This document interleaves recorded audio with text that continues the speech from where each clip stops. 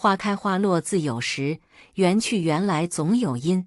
大家好，欢迎收听《翠花的秘密》。十几年时间，顾修言过的可真是生不如死的生活。明叔和吴妈两人也是在顾家做事，虽说可以照看着顾修言，但是顾修言还是依然被人欺负，或者就是被莫雪兰冷漠对待。这种日子，顾修言过得可真的非常可悲。从那个时候开始，造就了他那种冷冰冰的面容，还有那种做事手段很绝、心狠手辣的性格。而这些事情，贺俊豪是完全不知情的。毕竟贺俊豪是在一个幸福家庭中长大，贺家虽说也属于豪门家庭，但是势力财力远远比不上顾家。当初贺兰嫁给顾叶枫的时候，贺家的人也是完全不赞同，因为顾家里面的内部斗争实在是太过于混乱。贺俊豪的父亲贺祥就是不愿意让贺兰进入到顾家，但是贺兰不愿意。嫁给顾叶枫的时候，不到1年的时间，顾叶枫就娶了莫雪兰回家。当初贺兰也是一笑了之，没有任何的阻拦或者大闹。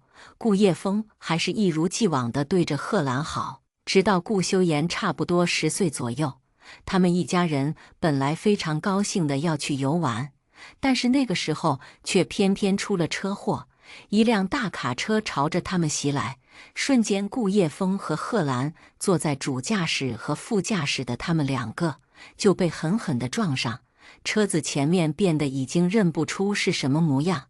顾修言坐被贺兰抱着的时候，贺兰用着自己的身体挡住了他。一个安全气囊虽然护住了他们2人，贺兰也被送到医院去抢救，但是也抢救不回来，在医院死去。自从那个时候，顾修言就坠入深渊，在顾家的地位一下子就变成了寄人篱下的少爷。顾源的身份地位在顾家越发的高涨。莫雪兰趁着顾叶枫死了之后就争夺遗产，一点遗产也没有留给顾修言1分1毫。所以那场车祸，顾修言还真是不愿意提起。一想起这件事，顾修言脸色就变得异常铁青，非常反感。好了，既然你不愿提起这件事，那么就算了吧。贺俊豪眼睛看了看顾修言，这件事就此接过。修言，今天我来还有另外一件事。贺俊豪摇晃着手中的咖啡杯，眼睛看着手中的浓咖啡，悠哉悠哉地说道：你们是不是想要找燕莎做你们的服装设计大赛的总评委？是的，我们公司现在想要转型，转成服装设计行业，下周举办一场服装设计比赛。顾修言也没有隐瞒什么，直截了当地说。贺俊豪对于顾修言来说，他可是一个非常沉稳的人，并且这种属于机密性的东西也不会随处乱说，完全就是100%的相信他。燕莎请到了没有？贺俊豪问。顾修言看着贺俊豪几眼，叹了一口气，看向乔明月的方向。难啊。贺俊豪就知道顾修言会这样说，于是对着他笑了一下。要不我帮你请到他，怎么样？你？顾修言挑挑眉。贺俊豪这样说，肯定有什么阴谋。看着他好几眼，随即问道：有什么事情要拜托我的？你说吧。贺俊豪这样说，肯定是有什么条件。开门见山的直接问他。顾修言也不想多绕弯子，我想去你们公司投资，让我也成为你们公司的另外一份股东。就这样，顾修言看着贺俊豪，这种天上掉馅饼的事情就这样发生在了顾修言身边。不过他不相信贺俊豪会平白无故地入驻他们公司，而且还是公司资金最缺乏的时候。还有一个要求，那就是把理事扳倒。贺俊豪淡淡地看了顾修言，说出了自己的条件。理事。顾修言放下杯子，双手交叉往后一躺，看着贺俊豪的样子，看来李氏公司对他做了什么事情。李氏，该不会是李涵然吧？他到底怎么了？顾修言也调查过李涵然，但是基本很少的信息。这个李涵然做事非常滴水不漏，很少有什么信息可以知道。新闻报道还有各类杂志都没有关于他的消息，他的信息那可是少得可怜。李涵然买下了我们贺家的所有公司和地皮，他弄垮了我们贺家公司，我们贺家现在陷入两难境地当中。贺俊豪现在是实在没有办法了，家里仅有的那些资产全部就只剩下几十万而已，并不多。当初就是贺芳和李涵然合作，被李涵然摆了一道，最后公司全部都拿去抵押违约金，还有其余的拖欠费用。现在贺家剩下几十万在手里，公司还有别墅房子，全部都已经被变卖。不过幸好贺家还有一套祖房，不然的话贺家全家人都不知道去哪里，一下子锦衣玉食的生活全部都变成了粗茶淡饭，让他们的生活非常不适应。他们最恨的就是李涵然，做事如此卑鄙。当初贺芳就是被李涵然所欺骗，才会变成那样子。不过这个也怪贺芳识人不清，这一场骗局做的还真是够精致，一环扣一坏，直接把贺家全部人掉进陷阱里面。李涵然才出场，伪作好人收了他们的公司，要了他们的土地，所以贺俊豪就来赌一赌。他想赌一下顾修言会不会和他们合作，并且入驻顾氏企业。燕莎是贺俊豪母亲的好姐妹，他就想要燕莎来赌一次，看看顾修言是否能够答应这件事。难道你想拿几十万来投资我们公司，拿燕莎出席来和我们交换？顾修言现在就差几十万，这几十万正好就是及时雨，这样下周的服装秀就有希望了。贺俊豪手指紧握，眼神带着一丝哀求和憎恶。是的，我就是想要入驻，然后扳倒李涵然。顾修言曾经调查过李涵然，不过也调查不出什么有用信息。李涵然给人的一种感觉就是永远带着一张温润无害的笑脸，整个人就是温文尔雅的气质，一靠近就像是好人一样，非常亲近人。顾修言总感觉李涵然的这种气质令他非常的不舒服，而且李涵然做事非常谨慎和小心，总是带着一张笑面孔，给人是那种笑面虎般的样子。顾修言脸色沉静，那一双黑色的眼神犹如一滩平静的湖水一样，没有什么神情。这样安静凝重的氛围，贺俊豪的心里不禁有些揪起。其实他不敢确定这件事，因为李涵然实在是做事太狠绝，一点后路都没有留给贺俊豪一条，所以贺俊豪才会来找顾修言商量一番。贺俊豪也没有追问着顾修言，毕竟这种事情事关重大，也得要好好商量才行。顾修言抬起眼看了一下贺俊豪，看着他表面虽然非常平淡，但是眼神已经暴露出他的焦急不安的模样。我要和西园说一下才行，现在是西园在管理公司，顾修言也不能一时半会做决定。贺俊豪现在入驻公司，为的就是要扳倒李涵然。虽说李氏不像顾家那么庞大的产业，可是他们背地里做了多少事情，顾修言多少还是知道一点。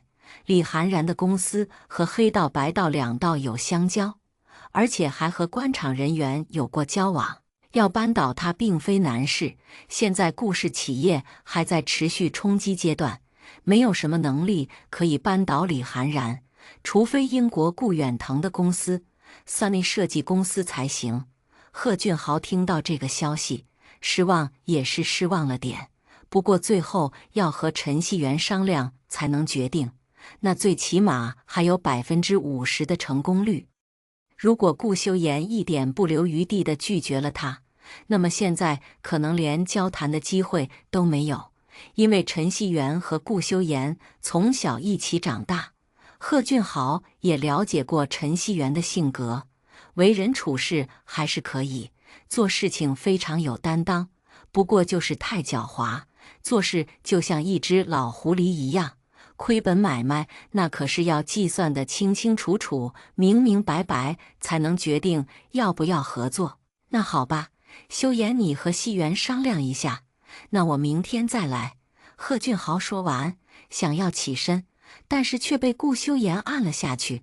不着急，今晚希元来我这里吃饭，你今晚和我们一起吃吧。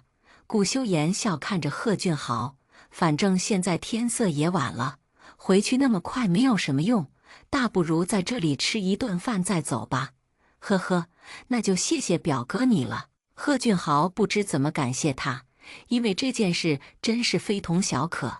修言，你有时间回去看一下爷爷吗？爷爷很想你。贺俊豪想起那个时候，贺老爷子曾经交代过贺俊豪要让顾修言回去看看他们。当年的事情，他们做的确实不对。正当顾修言孤苦伶仃一个人的时候，他们都没有伸出援助之手，反而就是袖手旁观。所以想趁着这次贺俊豪来这里谈合作的机会，帮他们和顾修言说一声。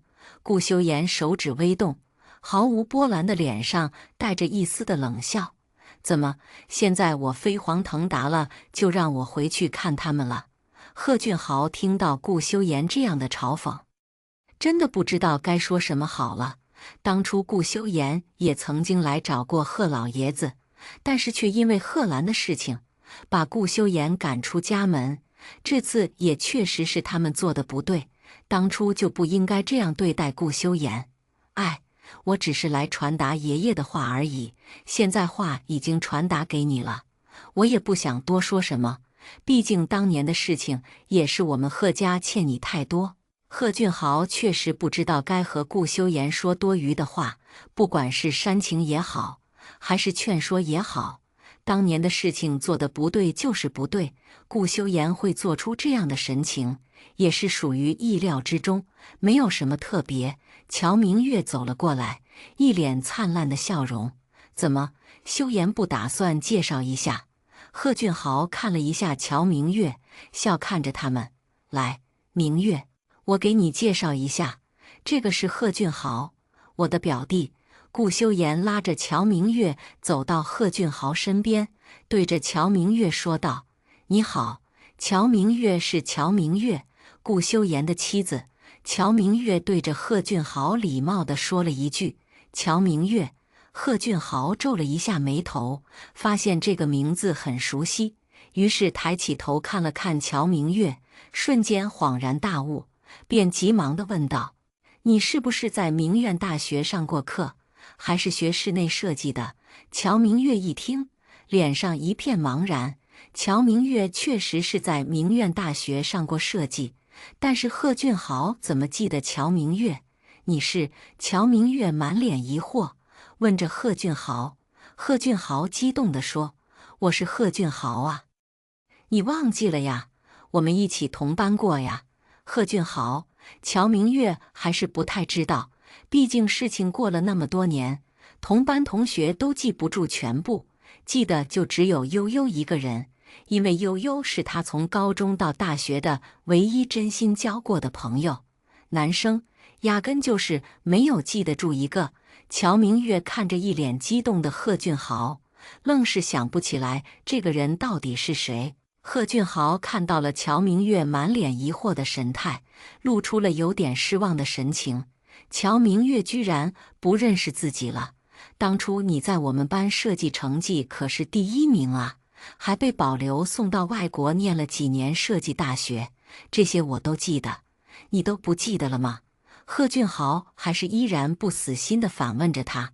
乔明月知道有这么一回事，但是就是不记得贺俊豪了，连忙摇摇头说：“我真的不记得了，不好意思。”贺俊豪便不再说话，既然人家不记得，那就算了吧，再继续追问下去也没有什么意思。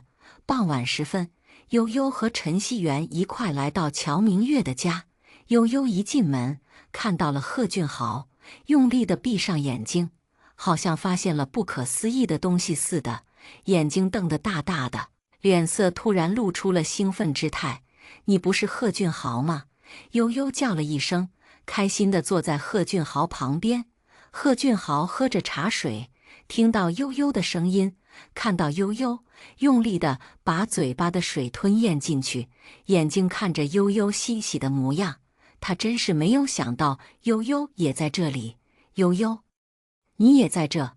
贺俊豪开心地拍了一下悠悠的肩膀，一脸的笑意。正当贺俊豪还想拍悠悠的肩膀同时，悠悠感觉被一股力量给拉走了，转过头一看，就看到了满脸带着醋意的陈希元。陈希元带着吃味和那种讨厌的眼神看着贺俊豪。贺俊豪一脸呆愣，这个到底是怎么回事？自己怎么无缘无故又被陈希元瞪了？你们是？贺俊豪指着悠悠和陈希元，他们两个现在该不会是那种关系了吧？是的，我和希元是夫妻关系。悠悠伸出自己的手指，上面的钻戒非常的耀眼。他们两个已经订婚，现在就差结婚了。哈，贺俊豪一脸的愣愣的状态，这两个人居然结婚了，而且结婚的对象一个是自己的表哥，一个是自己表哥的好兄弟，世界还真是够小的。这4个人都是贺俊豪认识的人，看来缘分就是多么的奇妙。悠悠，你认识他呀？乔明月还是觉得自己当初好像并没有认识贺俊豪，脑子里完全就没有一丝印象。哎，怎么不认识？当初在我们学校还是一个风流人物，对不对？一个女人换一个，那简直了。悠悠直接把贺俊豪的黑历史抖了出来，弄得贺俊豪还真是非常尴尬不已。明月呀，我还和你说，贺俊豪啊，当初还追求过你呢，但是你不知道而已。悠悠还真是不怕死，把当年贺俊豪怎么追乔明月的事情直接在这里说了出来。现在贺俊豪回想当年的事情，自己真是恨不得找个地缝钻了进去。顾修言满脸的吃味，现在看着贺俊豪的眼神，就像是2把锋利的双刃，直接戳到何俊浩的心窝里面去。好了好了，悠悠你不要再说了，你再说我都不知道被我表哥用眼神杀死多少次了。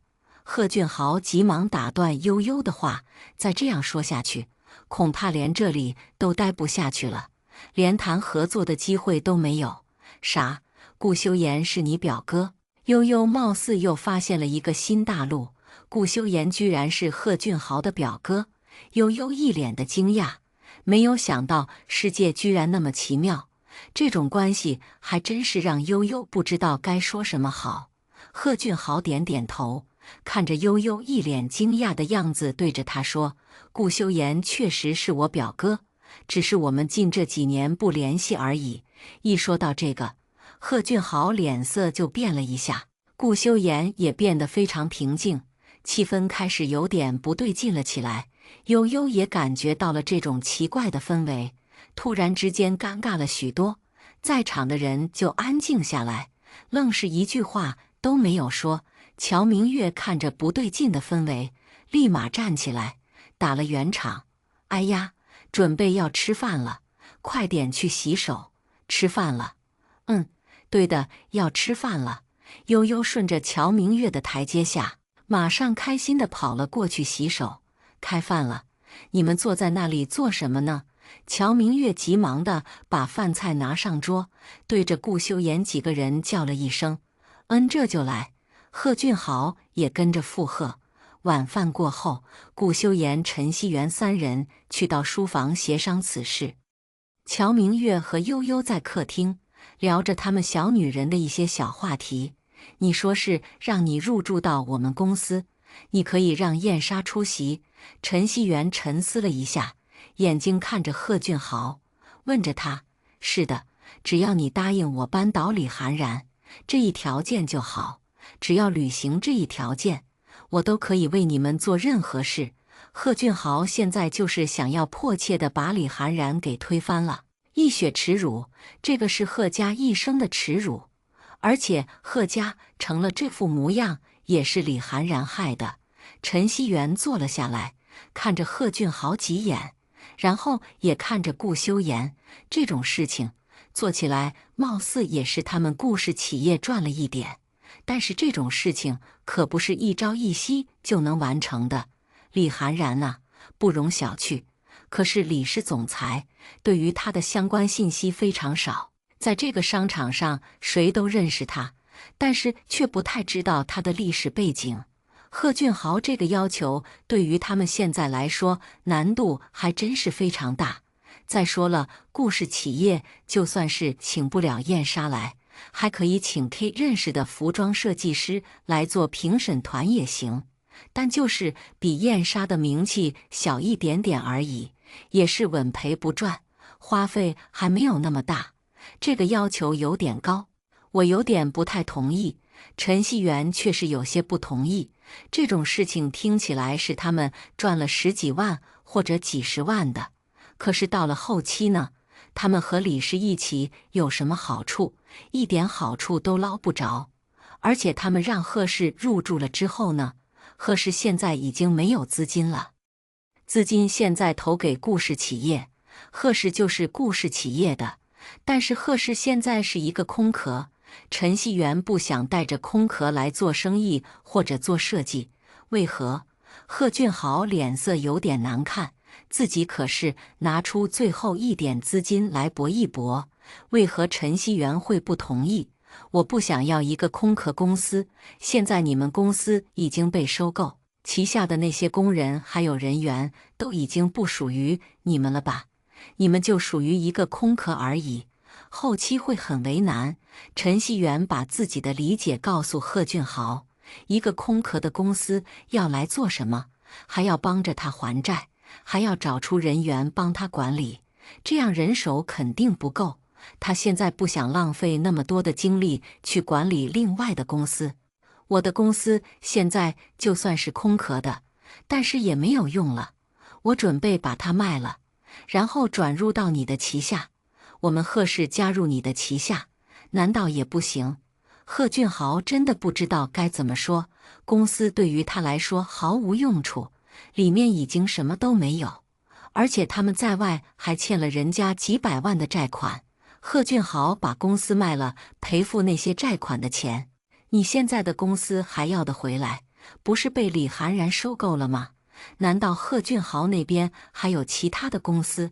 有的，不过西元说的没有错，那些公司都是空壳。本来那个时候我们买来就是想要做另外一种产品，但是没有想到叔叔是怎么回事，居然和李涵然合作，最后赔了本不算，还把贺氏的仅存一点点基业都给卖了。贺俊豪停顿了一下，用手拍了一下桌子，语气带着一丝哽咽和憎恶。幸好李涵然没有打算收购那几个空壳公司，不然我们真的就是什么都没有了。因为那几个空壳公司是我爸想让我管理，所以才买的。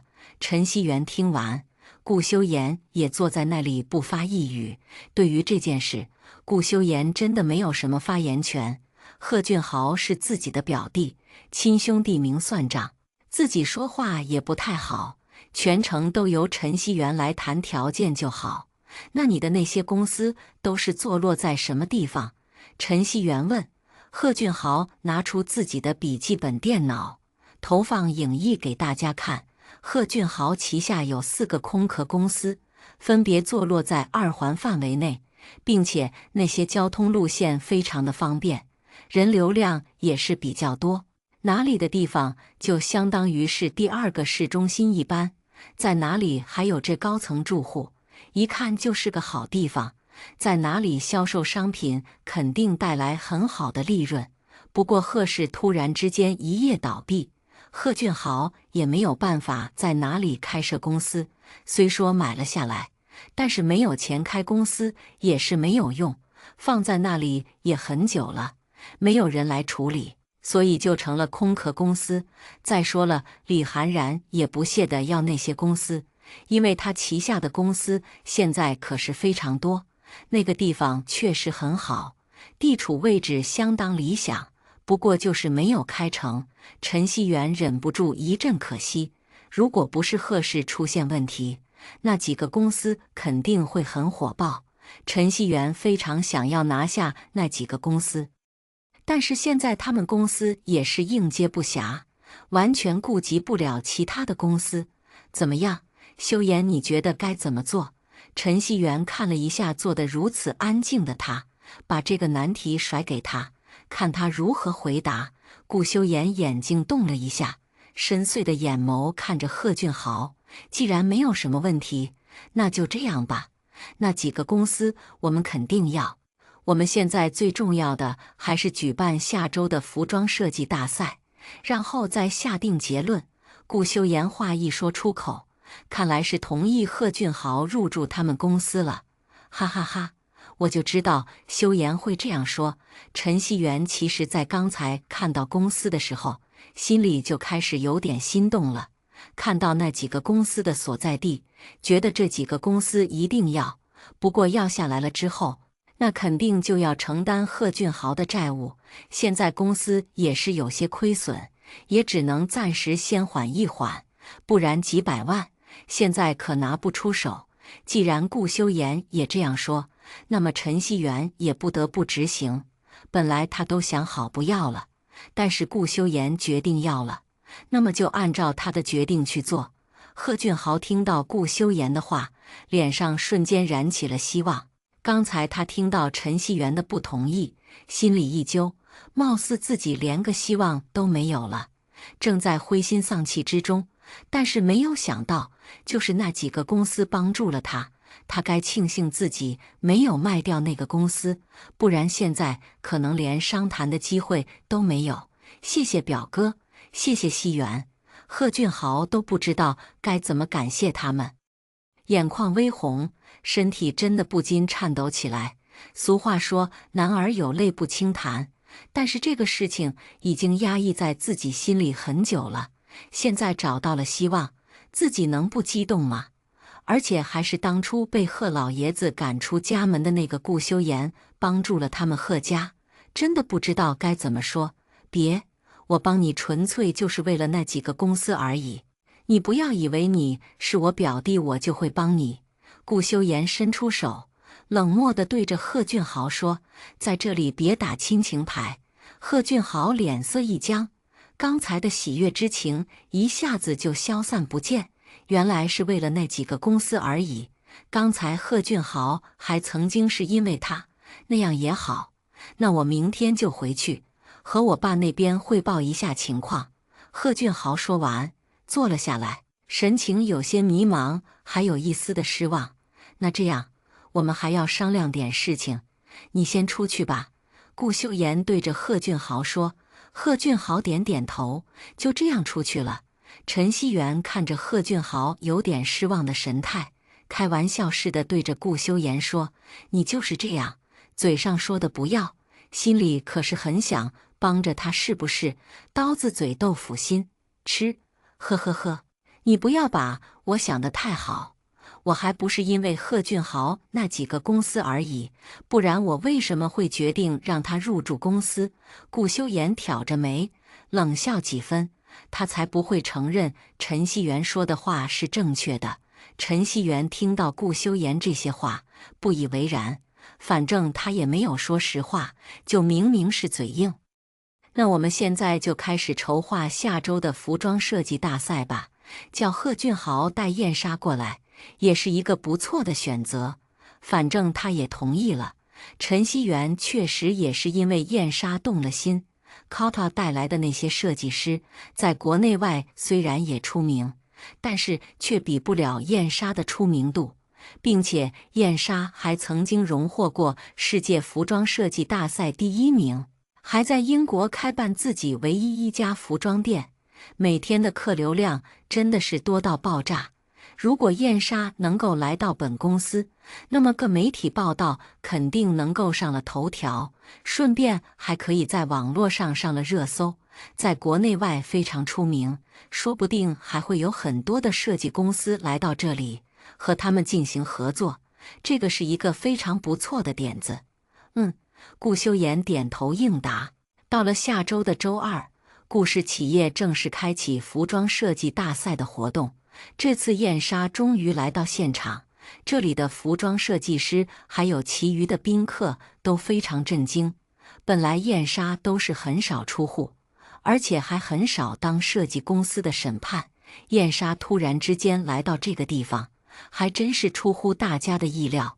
如果不是贺俊豪帮忙的话，说不定燕莎还真的不愿意过来。说实在的，这件事确实也该好好的感谢一下贺俊豪。燕莎怪不但能够成为那么有名的设计师，她的身上穿的那一套礼服是她自己亲手缝制，上半身是 V 字到胸脯，后面露出了光滑的后背，下面则是包臀到下面就像是花朵开放的花苞一样的裙摆，后面拖着一条短小的裙摆，上面还有这黄色的玫瑰花点缀，星星点点。最重要的还是关了灯之后，衣服上面露出了五彩斑斓的光芒，真的是非常漂亮。在场的宾客看到燕莎身上的哪一件礼服，都忍不住惊叹一下，真的是太好看了，真不愧是燕莎自己制作的手笔，还真是出奇的漂亮。而且这种梦幻般的公主礼服，在场的任何一个女性宾客都为之心动，恨不得马上要掏钱出来买下。但是燕莎有一个规矩，只能限量一套，所以她身上已经穿了，那么就不会再有另外一套礼服。在场的宾客都忍不住有些失望。修言，那一套礼服真的很漂亮，居然用了彩灯的结构弄上去，旁边还加了一些五彩粉，在灯光照射下更加显得富贵和华丽。乔明月仔细地看着燕莎身上穿的那一套礼服，就这么轻易地说出里面的构造。没有想到乔明月对于设计服装的构造还是懂得一点的。明月，我还真是小看你了，你也知道服装设计。顾修言淡笑了起来，看着乔明月认真的模样，眼神带着一丝宠溺。乔明月低下头，挠了挠后脑勺，便说：“那之前在美国不是也接触了一点吗？我就懂了一点点而已。”乔明月还用手指比划了一下，懂一点点到底是懂了多少？顾修言听到乔明月这么谦虚，还真是不知道该说什么好了。这个那叫懂一点点，就这样随便一看就知道燕莎里面的服装构造，除了内行人懂之外，外行人可是一点都不懂。好了，不说了，现在比赛开始，我们赶紧看吧。乔明月实在是受不了顾修言的眼神了，太过于腻歪，让乔明月的脸颊都开始有些发烫。顾修言看着乔明月一脸害羞的表情，在场这么多人，实在是也不好意思再逗弄他。服装大赛正式开始，场上的有很多服装设计师带着自己的作品来到现场，给评审团审核。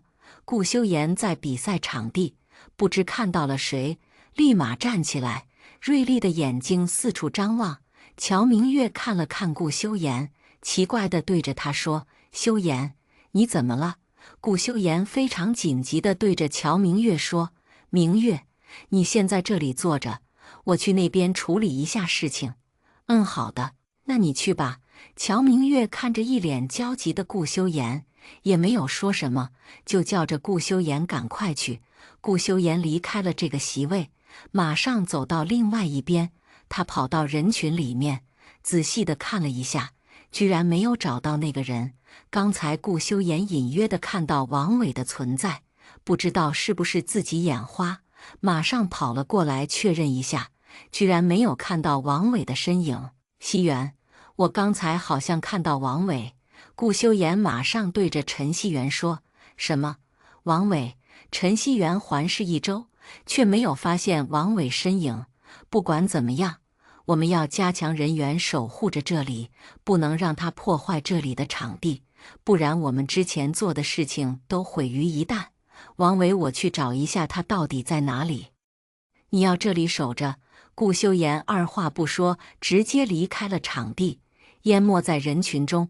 陈希元急忙拿出对讲机，对着里面的所有保安保镖命令加强戒备。毕竟王伟可曾经是一个杀人犯，他突然出现在这个地方，准没有好事。陈希元想到王伟，就想到了悠悠，连忙的打着电话给悠悠：“悠悠，你现在在哪里？”“我现在和明月在一起。”悠悠看着台上的那些服装，对着陈希元说。陈希元听到和乔明月在一起，有点放心了，立马嘱咐悠悠：“悠悠，你和明月不要离开哪里，知道吗？刚才修言看到了王伟，你们两个要小心一点。”“什么？”悠悠脸色一惊，顾修言居然看到王伟了，这个到底是怎么一回事？乔明月也发现悠悠的脸色不对，露出了关心的神色。“怎么了？”悠悠挂掉电话，对着乔明月说：“顾修言看到王伟了，让我们好好的待在这里，那里也不要去。看到王伟了，王伟会不会来这里搞破坏？”乔明月也很担心，这一次公司举办的服装大赛不能失败，一旦失败，公司真的会越来越难以维持。而且现在全力倾注于这一场服装比赛了，万一出了什么大事，那么这一场比赛就会不了了之，公司真的也会面临破产边缘。这个王伟不是消失挺久的吗？怎么这个时候又出现了？不太知道。总之我们两人待在这里就好了。修言和西元已经过去找人了。悠悠抓着乔明月的手，露出了笑容，示意乔明月不要担心，但是不担心是不可能的。王伟是一个杀人犯，现在又突然的来到这个会场当中，肯定也是因为悠悠的缘故。王伟看来就是想要在这个时候大闹一场了。乔明月和悠悠脸上露出了担忧之色，心里一阵紧张。悠悠死死地抓着乔明月的手，都把乔明月给抓疼了。真心希望顾修言还有陈希元能够把王伟抓住，不然真怕举行到后面，场面混乱无法控制。“修言，找到了吗？”陈希元也在附近找了起来，眼睛四处警惕。这个时候绝对不能出丝毫问题。顾修言摇摇头，找不到。忽然旁边出现了一场骚动，“啊，这里有人要砍人了！”左边出现了一场尖叫，顾修言和陈希元互相对视了一眼，急忙冲了上去。那边是人家专门享受甜点之地，专门供给那些富豪太太们的休息之地。陈希元带着保安冲了上去，看到王伟拿着一把长刀在哪里胡乱的砍人，脸上还流出了眼泪，还有口水哗啦啦的流了下来，身体超级瘦弱，皮包骨的那种样子，眼窝也是深埋进去，整个人都非常的骨瘦如柴。“给我，给我！”王伟一边叫，一边拿着刀子在这里砍人，有些服务员被砍伤了好几个，躺在地上呻吟着。王伟他也不知道自己怎么会来到这里，刚才他明明在房间里面吸食着自己的东西，突然冲出来几个男人，把他从床上拽了下来，就这样带着他来到了这个地方。他现在脑力一片混乱，不知道该怎么办，身体就犹如千万只蚂蚁在啃咬着他一样，难受的无法自拔。毒瘾犯了。王伟在哪里流着口水，见到什么东西都拿刀砍了过去，场面有点失控。陈希元带着保安抓住了王伟，那一把长刀直接被陈希元踢到了另外一个地方。顾修言打了110，直接把王伟带走。比赛进行到了一半，这边的场地被控制住了，但是也给了大家一点不好的影响。这里有接个服务生被砍伤，要自己出医药费，主持人也有点呆愣。但是顾修言示意主持人继续上台主持。顾修言走上前，拿着话筒对宾客还有沈评委说道：“大家，刚才只是出了一点小意外，我们都已经处理好了，大家也安心的坐在这里继续观看比赛。我在这里向大家保证，这个意外不会再出现，希望大家能够安心的在这里继续观看比赛。谢谢大家了。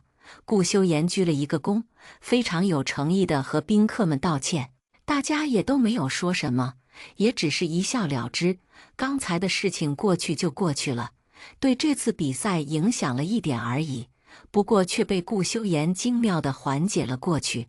这次王伟真的被抓住，带到了警察局。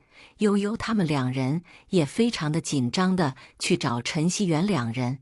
修言、希元，你们没事吧？悠悠看着陈希元，刚才还真是吓了他一跳。陈希元整个人冲了上去，马上就把王伟打倒在地。王伟可是拿了一把非常长的长刀啊，足足有20厘米长的那种长刀。悠悠见到，瞬间吓得脸色苍白，特别是看到陈希元带着保安冲上去之时，整个嗓子眼都提了上来，心脏还有些骤停。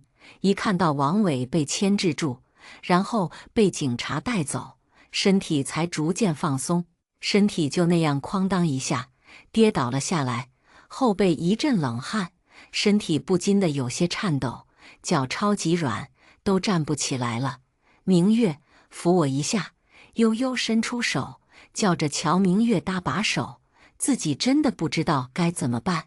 乔明月马上扶起悠悠，把他放在一旁。陈希元这个时候跑了过来，悠悠急忙地抱住陈希元，眼泪不禁的有些滑落。你干嘛冲上去啊？你出事了怎么办？那我怎么办？那么长的一把刀，你还是第一个冲上去的，你是不是傻呀？呜呜呜呜！陈希元也是用力地抱着悠悠，感受到了他的不安，还有那种焦灼，马上安慰着悠悠说道：对不起悠悠，我不该那么冲动的，对不起。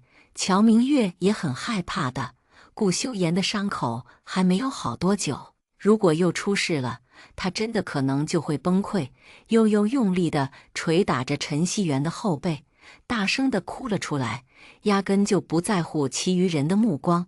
刚才悠悠真的很害怕，害怕到自己不知所措，不知道该怎么办。他不想陈希元受到伤害，一点都不想。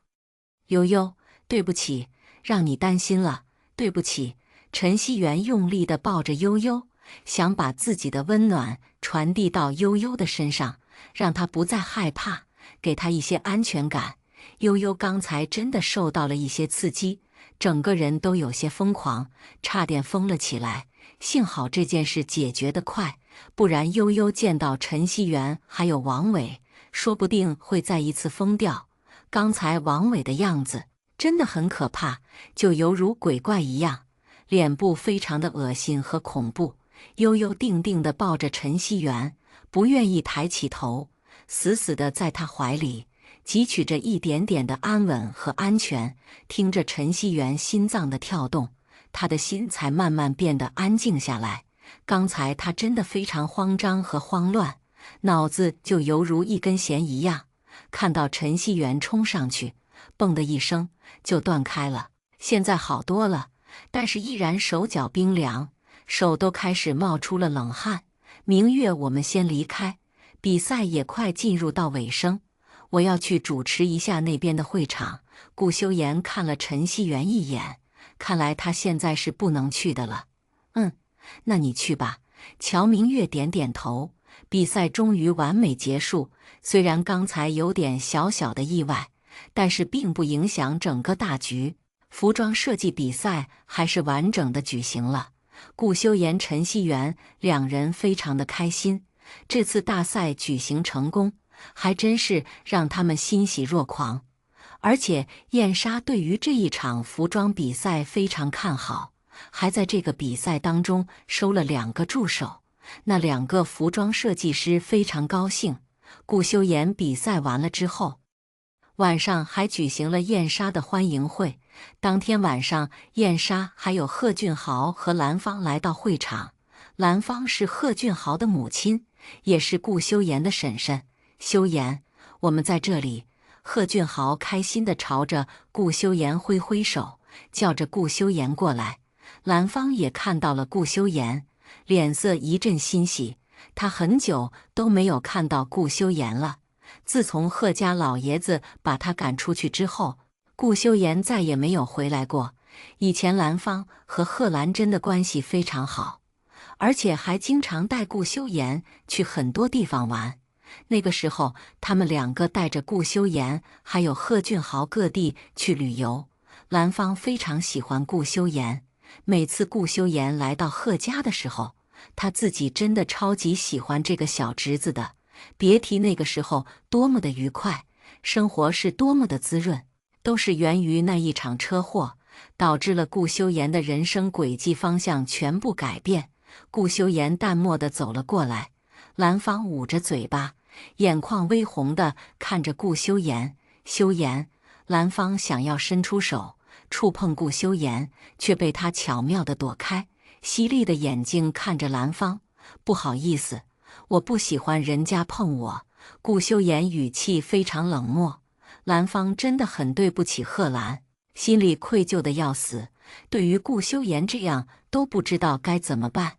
当初他自己也曾经想着要收养顾修言，但是贺老爷子却偏不，因为他们认为是顾家的人害死贺兰的，所以对顾修言也是非常气愤，不愿意带他回来，导致顾修言见到他们，全程脸上都是一阵淡漠的表情。修言，你不要怪公公，公公是因为失去自己的女儿，太伤心了而已。兰芳真的不知道该怎么说，因为贺老爷子确实是因为贺兰死去，大为悲痛，动手查了那一场车祸，居然是顾远腾弄的，所以他才憎恨顾家，也包括顾修言。当初顾修言也曾经被带去给贺家收养，但是贺老爷子却偏偏不要，一定要把顾修言赶出贺家。时隔那么多年，贺老爷子每次看到贺兰的照片还有顾修言的照片，都是一阵愧疚。每次看到照片的时候，总是眼泪婆娑，怀念着顾修言和贺兰。对于当年的事情，贺老爷子真的非常对不起顾修言。当年的事情我不想再提，你们贺家也无权干涉我真的不想理会。顾修言一脸的拒绝，对于贺家还有顾家，他一直都是抱有敌意的状态，总之印象超级不好。兰芳心里一阵愧疚和紧张，看着冷冷的顾修言，也知道他是这么想的。可是公公很想见你，你去见见他吧。兰芳今天来就是为了和顾修言说这一句话，如果见不到，就真的再也见不到了。凭什么？顾修言说完这句话，转身离开，不带一丝留恋。兰芳真的不知道该怎么开口，看着顾修言离开的背影，当年的事情，顾修言就不能原谅贺老爷子吗？妈，表哥现在就是这样的性子，他现在就像是机器人一样，冷冰冰的，没有什么感情。贺俊豪看着一脸忧伤的兰芳，着急地安慰着他：俊豪，你不知道，你爷爷说不定就活不到下个月了。兰芳捂着眼，哭出了声。贺氏企业出了这种事情，贺老爷子突然中风进了医院，在医院却诊断出恶心肿瘤，现在被送到急诊病房治疗，一天醒过来2次，每次醒来都是说着顾修言的名字，说着说着自己还流下了眼泪。兰芳看着心里也很焦急，明知道老爷子最后的愿望就是希望顾修言能够回到他身边，再一次看着他一次，就是这样最后一次愿望都不能实现，真是觉得太绝了。怎么回事？爷爷不是中风吗？贺俊豪是提前来到这个城市找顾修言的，因为贺俊豪刚开始不知道顾修言到底在哪里，这个别墅地址还是他找了很久才找到的，所以他才以为贺老爷子是中风，并没有那么严重而已。你爷爷得了恶心肿瘤，医生说活不过下个雨，我今天来到这里，就是为了让修言去见你爷爷最后一面。兰芳说完，哭得非常伤心。燕莎叹了一口气，安慰着拍拍一下他的肩膀。怎么会这样？贺俊豪后退一步，手指紧握着旧背，抓得都快要把它折断了一样。他的眼眶微红，心里真的非常慌乱。本来还是很开心的一个场面，却被突如其来的噩耗给惊到了。这个到底是为了什么？自己不辞辛苦地来到这里，本来很开心的，已经成为顾氏企业的股东，还没有来得及高兴，却被这件事给弄乱了心情，打乱了自己的思绪。你不要再说了，我去和修言说说。贺俊豪到现在还是有点不太愿意接受这个事实。贺老爷子活不过下个月，怎么可能啊？当初公司被收购的时候，身体就是中风而已，虽然在医院躺了几天，又回到家治疗了一段时间，本来以为好了，却没有想到居然被诊断出了恶性肿瘤。这个到底是怎么一回事啊？贺俊豪没有理会兰芳，就冲了出去，坐在花园中，静静地看着天上的星星。看着看着，眼泪不由自主的就从旁边流了下来。贺俊豪捂着自己的眼睛，小声地哭了出来，心情无比杂乱，自己都不知道该怎么办才好。怎么了？别哭了。方兰看到贺俊豪在这里低声的哭泣，就递给贺俊豪一盒纸巾，轻声地问着他。贺俊豪抽噎的哭声，拿着纸巾对着他说：“谢谢你。”方兰笑了一下，表示不以为然。没事，您是新来公司的总裁，贺总吧？贺俊豪看着眼前娃娃脸的女生，疑惑地问：“你认识我？”哈哈，今天安总裁已经介绍过你了，我们作为员工怎么会不知道呢？方兰眼睛笑成月牙弯弯的样子，非常可爱。贺俊豪也不知道该怎么说，抬起头对着方兰问道：“你知道修言现在在哪里吗？”“你说安总裁吗？他在那边。”方兰看着在2楼和乔明月在一起的顾修言，眼神示意了一下。“谢谢。”贺俊豪对着方兰感谢了一声，急忙地跑到了2楼阳台处。“修言。”贺俊豪走了上来，见到陈希元还有悠悠几人在这里。顾修言看着贺俊豪，笑得一脸意味阑珊，眼睛直勾勾地看着他。“怎么，找我有事？”“修言，爷爷活的时间不多了，我就只希望你能去看看他而已。”贺俊豪真的非常希望顾修言能够去看他最后一眼，哪怕一眼也好。什么叫时日不多？他怎么了？顾修言眼皮动了一下，握着杯子的手僵硬了起来。“我妈说她患上了恶性肿瘤，恐怕活不到下个月。”贺俊豪说完，心里也是非常难过。兰芳也在这个时候上来，听到贺俊豪这样说，立刻低声抽噎了起来，哀求似的对着顾修言说道：“修言，就当婶婶求求你了，你就回去看一眼就好，哪怕一眼也行。”“修言。”乔明月看着顾修言，只见到顾修言什么表情都没有，非常冷静。“我知道了，你们请出去吧。”顾修言没有说什么，淡淡的说了这一句话。兰芳看着顾修言的脸，心里非常着急。难道他真的不顾及贺老爷子的生命了吗？就连最后一面都不愿意见到。顾修言还真是如此狠心。“修言，你不要那么狠心。当初的事情确实是公公做的不对，但是你也不要这样对他呀，他只是想见你最后一面而已。”兰芳大声地哭喊着，她恳求着，她哀求着，但是顾修言还是不为所动。“妈，你不要这样。”贺俊豪真的不愿意看到兰芳低声下气地求着顾修言，真的非常不值得。“顾修言，我真是看错你了。我原本以为你是一个重情之人，去看爷爷最后一面都不愿意。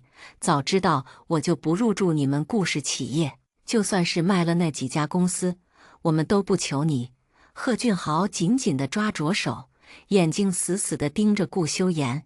俊豪，你劝劝修言吧，兰芳真的不知道该怎么办了。妈，不用了，既然他不愿意，我们说的再多也于事无补，你不要再说了。贺俊豪拉起兰芳，带着他离开了这个地方。一下子，这个地方恢复了一片平静，仿佛刚才的事情不曾有过一般。修言，你没事吧？乔明月抓着顾修言的手，担心地问了他一句。顾修言看着乔明月担忧的神色，静静地问着他：“你也觉得我是一个无情无义之人吗？”乔明月闪动着眼睛，看了顾修言的几眼，抱住了他说道：“你不是，只是你不知道该怎么接受而已。我看得出来，你也想去见贺老爷的吧？但是你现在正在挣扎，挣扎着当初贺老爷如此对待你。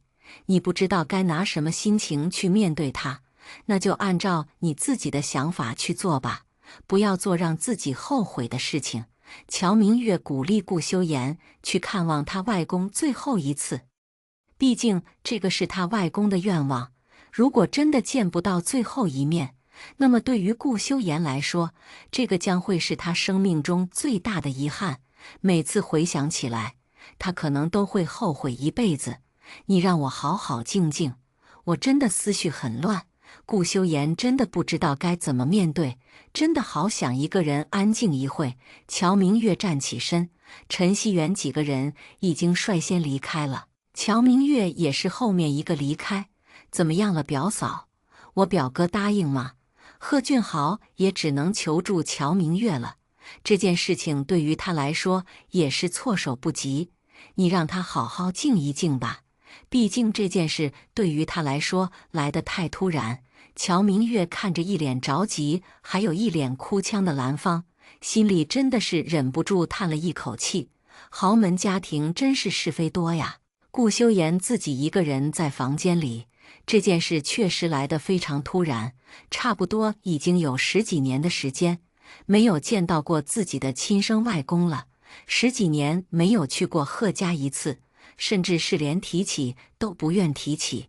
今天兰芳突然和自己说，你外公准备去世，而且还是下个月，这种可怕的消息一下子就传了过来，弄得顾修言现在只想逃开，思绪非常混乱，心里一阵的紧张和慌乱，最多的更加是不知所措。外公快死了，而且时间不多，最大的心愿就是为了见到自己最后一面。怎么会？突然一个亲人就准备死去。顾修言说不难过是不可能的，他心里非常的难过，也非常的伤心，还有痛苦。当初经历了他自己父母的死亡，这次又经历了贺老爷的死亡，多年来的仇恨一下子就消失得无影无踪，剩下来的就是怀念，还有想去看他最后一面的心愿。这场宴会就这样结束了，也不见顾修言从2楼下来。陈希元在这里支持大局，也顺利完成了燕莎的欢迎会。乔明月，我表哥怎么样了？贺俊豪再一次问起。明天他想和兰芳一起回去探望贺老爷，如果可以的话，他们2个人也想带着顾修言一起回去。乔明月看了一眼2楼，顾修言还是依然没有下来，劝说着贺俊豪：“你们再等等吧，今晚你们也不用回去了，就先在这里睡下。明天我再叫司机送你们去飞机场。那侄媳，那就拜托你了，我真的不知道该怎么说。我真的希望修言明天可以和我们回去。”兰芳一说到这个，又哭了起来。没事的，顾家的事情就是我的事，婶婶你也不要太介意。乔明月拿着餐巾纸递给兰芳，自己真的不知道该怎么劝说才好。乔明月看了一下2楼，顾修言还是依旧没有下来。他安排了住处给兰芳还有贺俊豪住，陈希元和悠悠已经先行回去了。乔明月已经先回到房间睡觉去。俊豪，你说修言会不会同意和我们一起回去？兰芳惶惶不安的，不知道怎么说。贺俊豪心里也不好受。今晚真是出了太多的事情，喜忧参半。喜是因为服装大赛成功举办，忧是因为贺老爷子的缘故。贺俊豪用力地捶了一下墙壁，真的不知道该怎么办才好。当初就是贺家的缘故，才来到这个地方找顾修言，但是没有想到的是，贺老爷子居然会出这样的事情，真是让他意料未及。看明天吧，明天如果顾修言还不下来，那我们就先离开，等表嫂和他商量之后再说吧。贺俊豪头疼得要死，脑袋都快要炸开了。兰芳看着满脸疲惫的贺俊豪，嘴巴张了又张，最后还是没有把话说出来，硬生生地咽了下去。兰芳眼皮一沉，看来也只能这样了。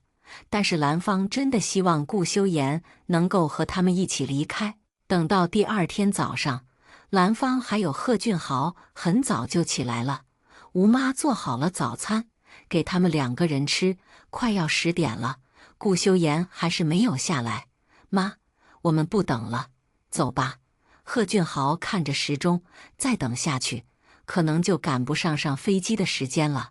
可是兰芳眼睛还时不时地瞟了一下2楼，犹豫不决的不知道要不要先行离开。乔明月也知道兰芳担心什么，急忙地对着她说：“婶婶，你不要担心，我会好好劝说修言的。”兰芳抓着乔明月的手，满脸的担忧：“明月，希望你好好劝一下，我不想让他有遗憾，因为公公真的……”兰芳哽咽了一下，不知道该怎么说下去了。当初如果不是贺芳还有李涵然，说不定贺老爷子可能还不会这样突发疾病。现在说什么也是于事无补了。好了，婶婶，你们先走吧，等一下我再好好劝一下嘛。修言，赶不上飞机了。乔明月急忙的催促，时间都快要到了，去到机场还有几10分钟呢。记得明月，你要快点劝啊。那我们先走了。兰芳拿着自己的行李，及和贺俊豪急匆匆地离开了。走到门口，兰芳还回头看了一眼，紧咬着嘴唇，看着2楼，真的好像冲上去叫住顾修言下来，和他们一起离开。贺俊豪看到兰芳未有所动，急切地看了一下时间，立马叫了一声：“妈，快点走吧，我们快来不及了。你要相信表嫂，你放心，表嫂会好好劝说修言的。”兰芳1步3回头，最终还是坐上了车子，离开了这个地方。等到他们走了之后，乔明月往2楼看去，就看到顾修言站在那里，盯着他们离开的方向，眼睛都不眨一下。乔明月叹了一口气，走了上去：“修言，你打算怎么想的？”顾修言并不理会乔明月的问话，只是眉间带着一丝的痛苦。昨晚自己想了一晚上，也不知道该怎么办。回到房间，自己躺在了床上，呆愣愣地看着天花板。乔明月也来到房中，关上门，看着躺在床上的他，走到一旁，坐在顾修言身边：“修言，既然你想回去，那就回去吧，见他最后一面也好。”顾修言听到乔明月的话，眼睛颤动了一下，转过头看了一下他，平淡地问着他：“你觉得我需要回去看他吗？”他当年可是……顾修言不知道该如何说下去，他现在只记得当年的那些事情，记得贺老爷子狠狠地把他拒绝门外。他那个时候孤苦伶仃地过了10几年，10几年啊，可不是几年的时间。他是你的亲人，你想到当年的事情，你试想一下，如果你最喜欢的亲生女儿被自己的女婿的父亲杀死，你难道不会怨恨那个人吗？你可能连孩子都会怨恨的吧？我说的对不对？乔明月看着眼神有些变幻的他，就知道顾修言的心里有些松动。当初贺老爷也是因为你爷爷的缘故，不然也不会把你拒之门外，是不是？可能他真的非常喜欢你妈妈，所以他才会做出这样的举动。这10几年来，贺老爷也是过在一种痛苦悔恨的时间当中，他已经够累的了，他比你生活的还要累。去吧，去见他最后一次吧。顾修言听着乔明月的话语，那颗浮躁的心逐渐的平静了下来。他转过头看着乔明月温柔的表情，起身轻轻地亲了一下他的额头，低头带着轻松的情感回应：谢谢你，明月，真的谢谢你。没事的，我只是希望你不要留下一丝遗憾而已，去看看也没有什么，我们陪你一起去。乔明月用力地抓着顾修言的手，给他安慰和温暖。顾修言可能就是不知该怎么面对，乔明月就在后面推了他一把，让他不要做此生他自己后悔的事情。谢谢你在后面支持我，真的谢谢。顾修言闭着眼，靠在乔明月的怀里，感受到了他身上的温柔。那你什么时候去？公司这边的事情处理好了吗？乔明月摸着顾修言的脸颊，脸上的胡子有些长了，脸颊没有以前那么有肉感，非常的消瘦，眼窝处有些凹陷。看来最近这段时间真的是熬夜还有办事太多了。争取在下个月之前去，毕竟公司这边太忙了，真的抽不出时间。顾修言也想去，但是真的抽不出时间。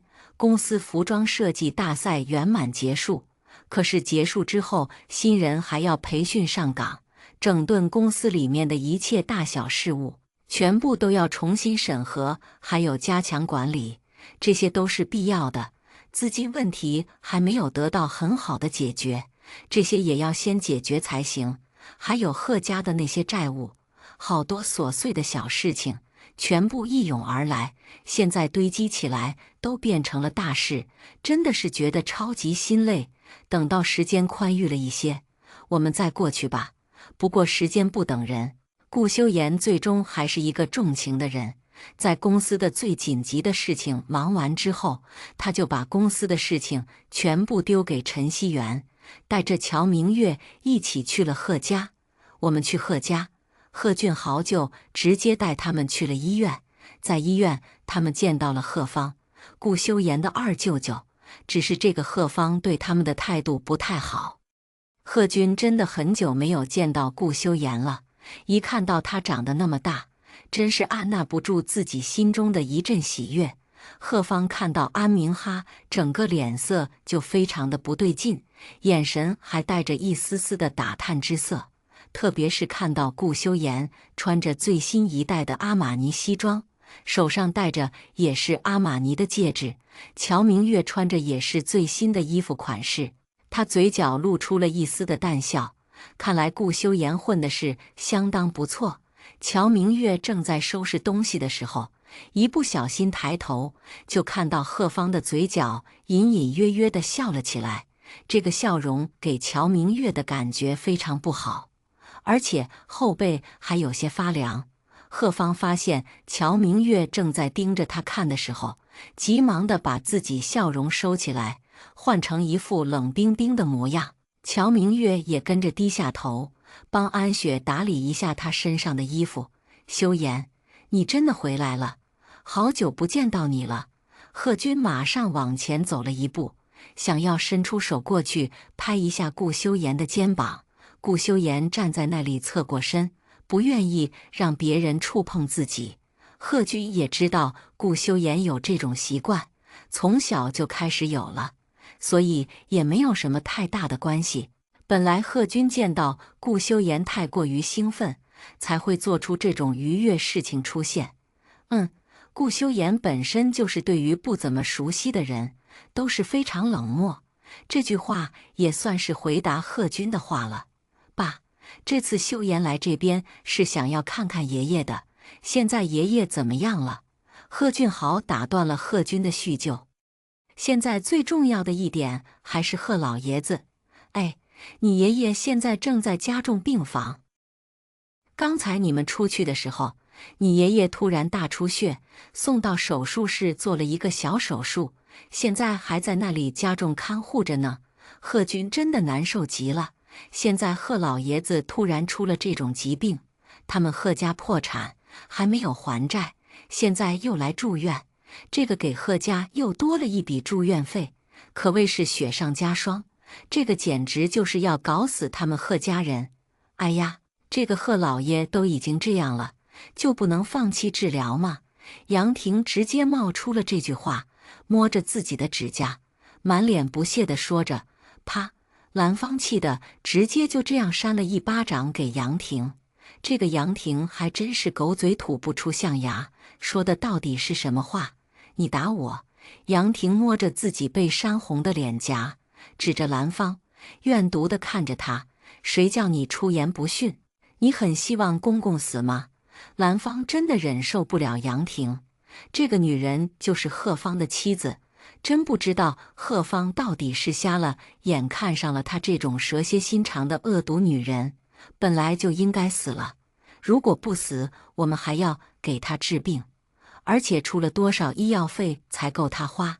你看我这几天做事，手指都被磨破了。杨婷很是心疼自己的手指，上面的红色指甲还是前几天刚刚弄好的，现在又掉色了。她心疼的可是自己的娇贵的双手，还有前几天刚做好的指甲。以前见到自己的那些什么朋友，纷纷都不和她联系，这些狗眼看人低的东西，当初杨婷可是对他们照顾得非常好。现在倒好了，贺家破产，那些人居然还落井下石，不帮着他，让他非常的恼火。特别是今天，这个死老头都应该要死了，没有想到又活了过来，真是着实让杨婷非常生气。杨婷，闭上你的狗嘴！你再敢多说一句，我直接叫人把你从贺家赶出去。贺军真的觉得杨婷做事着实太过分，一脸的怒火指着杨婷开始大骂特骂起来。贺芳站在那里，一言不发地看着杨婷泼妇骂街的架势，也没有打算要阻止她，任由她继续在哪里撒泼无赖般的大吵特吵。整个医院的走廊上都听到了在场的所有人的吵架声，非常的吵杂，就连隔壁的那个看护病房的护士都忍不住出来呵斥他们几下。但是他们还是如此，特别是杨婷，得理不饶人的开始大吵特吵。我说怎么了？难道就不允许我说吗？我嫁进来是为了贺家少奶奶的，不是因为你们贺家。凭什么让我打工赚钱？凭什么？杨婷真的是被气疯了，开始语无伦次、口不择言起来。大家听到杨婷的这句话，瞬间怔愣一下。你说什么？你嫁给我不是因为我，你只是因为贺家少奶奶的位置，所以你才嫁给我的。贺芳不知是自己听错了还是什么，一脸的惊愕，马上反过来质问着杨婷。杨婷意识到自己说错话了，急忙地捂着嘴巴，干巴巴地笑了几下。你听错了，贺芳，我是为了你，为了你我才愿意嫁给你的呀。贺芳看着一脸慌乱的杨婷，也没有想着和她过多计较。杨婷，既然你已经是贺家的人，现在贺家有难你就要和贺家共同进退，你这个是说着什么话？赶紧大哥大嫂道歉！贺芳训斥着杨婷，脸上一片无可奈何和失望。杨婷整个身体瑟缩一下，紧张地看着贺芳几眼，马上对着兰芳、贺军道歉：“对不起，大哥大嫂。”杨婷心里也是不服气，口口声声说着道歉，实际上却是愤恨不平，眼神露出了那种不甘心的神情。好了，你也道歉了，我就不说什么了，这句话留给你自己用吧。兰芳也知道杨婷肯定也不会那么轻而易举地跟着他们道歉，看到她的神情就知道了。再说了，这种女人一看就不是什么好东西，真不知道贺芳到底看上了她那点，娶了一个这么贪财的女人回家。妈，这件事就不要说了，现在修言过来了，我们就让他们去见见爷爷吧。贺俊豪看着这一场闹剧，真的不知道脸往哪里搁。还有医院的护士和病人，看着他们的神情非常不一样，真是有够丢脸的。对了对了，我们带着修言去看看公公，现在公公想要见一下修言。兰芳这才想起来有正事要做，急忙地带着顾修言还有乔明月一家子进到病房里面。顾修言进去之后，看到躺在病床上的贺老爷，头发因为放化疗的缘故已经全部脱落，身体瘦得皮包骨，脸颊都凹陷进去，眼窝处特别的浓厚，看着非常瘦弱，鼻子上还插着吸管，吊着药水，静静地躺在床上，闭着眼睛睡得十分的安详。修言，你叫一声吧。乔明月站在顾修言的旁边，看着他一直都不说话的样子，心里都为了他着急。为什么都不叫一下贺老爷呢？这样站着也不是一个办法。再说贺老爷没有醒过来，这样他也见不到顾修言啊。顾修言还是依旧一动不动地站在那里，不吭一声。过了几分钟之后，顾修言想离开了。他不知道自己现在到底是什么心情。他看到贺老爷瘦骨嶙峋地躺在病床上，自己到底该用什么心情来面对贺老爷？是以亲人的感情来面对，还是用另外的情感来面对？顾修言都无从得知。修言，你不叫一声，贺老爷是不会醒来的。这样他连见你都没有见到过，这样会让他心生遗憾的。乔明月走上前去，轻声地对着顾修言说道。顾修言不经意地皱了一下眉头，这件事还真是给顾修言难住了，不知道自己到底该叫还是不叫。他定定地站在那里，还是依然没有任何动作。修言，你就叫一声吧，至少他是你外公啊，你是想让他带着遗憾离去吗？乔明月安慰着顾修言，就让他说一声而已。顾修言手指紧握，心里有点小紧张，嘴巴微张地动了动嘴。外公，我回来了，您醒一醒吧。顾修言发现说出这一句话并不是很难，说出来了之后，身体反而是非常放松的状态，舒松了一口气。对于他来说，这并不是什么大不了的事情。贺老爷在病床上，仿佛是听到一声久违的声音，眼皮子动了动，眼角不知为何突然流下了眼泪，嘴巴似乎是动了动，说了什么话。顾修言发现这个情况，立马低下头仔细地听着从氧气罩那边传来的话语。修言，外公对不起你，你不要怪外公。修言，贺老爷总是喃这句话，而且一天不下重复很多遍，来来去去都是这句话，为的就是想让顾修言知道自己已经错了，请顾修言原谅自己。顾修言心里一震，眼眶有些微红，鼻头一酸。当初贺老爷赶自己走也是因为他妈妈的缘故，虽然那个时候贺老爷确实有着做不对的地方，但是他把顾修言赶走了之后，自己真的觉得做错了。曾经还叫人去找过顾修言，但是了无音讯。那个时候贺老爷只要一看到贺兰的照片，就会想到顾修言，心里也是非常的愧疚。所以现在临死之际，真的好像再见到顾修言一眼，就只是一眼而已，不然走的也不安心。外公，我回来了，你醒一醒好吗？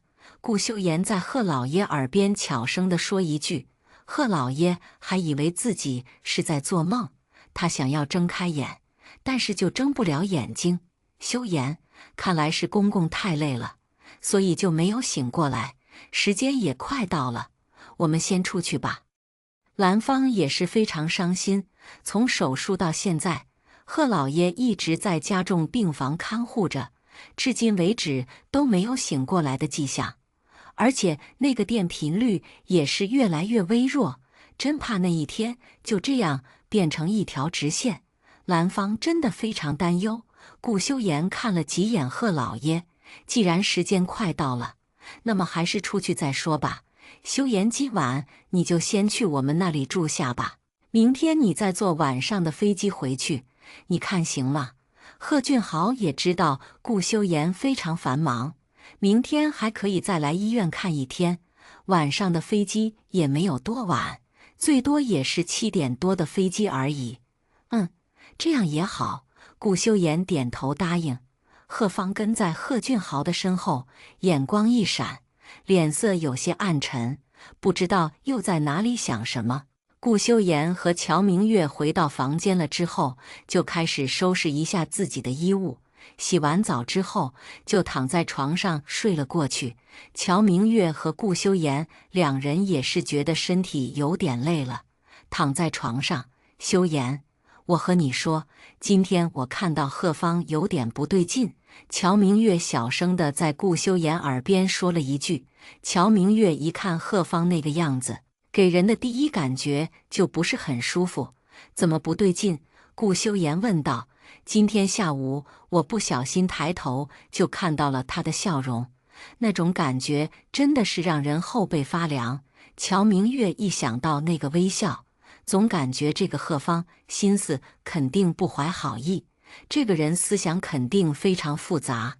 顾修言微微一沉，对着乔明月说道：“我知道了，你先睡吧，我再好好的看一下西园发给我的资料。修言，你要小心一点那个贺芳，我总感觉贺家给我的印象也不是非常好。”乔明月发现贺家暗藏凶机，明天不管怎么样，晚上一定要离开。我知道了，你睡吧。顾修言点点头，表示已经知道。乔明月也非常累了，自己也沉沉地睡了过去。顾修言拿着手机滑动一下里面的屏幕，看到了陈希元发给自己的一条消息，瞬间的恍然大悟，嘴里小声的低囔一下，原来是这么一回事。早上，乔明月和顾修言洗漱完毕，和顾修言一起到楼下吃早餐，看见了贺家一大家子人都围在餐桌上吃着上面的早点。修言，你们都起来了呀，快点来吃早餐吧。兰芳急忙地招呼着顾修言，虽然早餐也不是很丰富，只有豆浆油条之类的，但是这些当早餐也是绰绰有余了。切，你们也不看看人家穿的衣服着装，那可是大品牌的，你们觉得这些简陋的早餐可以入得了他们的法眼吗？他们会吃吗？杨婷真的是忍不住不讽刺一句都不行。顾修言不发一言坐下了，乔明月也是非常自然地坐了下来，拿起油条吃了起来。明月，如果你们不喜欢吃，我们可以拿去换，你们不用勉强的。贺军还真是觉得非常不好意思，因为早上大家也都是很累，而且身上也没有多少钱了，就只能简单的在外面买了这个回来，就当做是大家的一顿早餐了。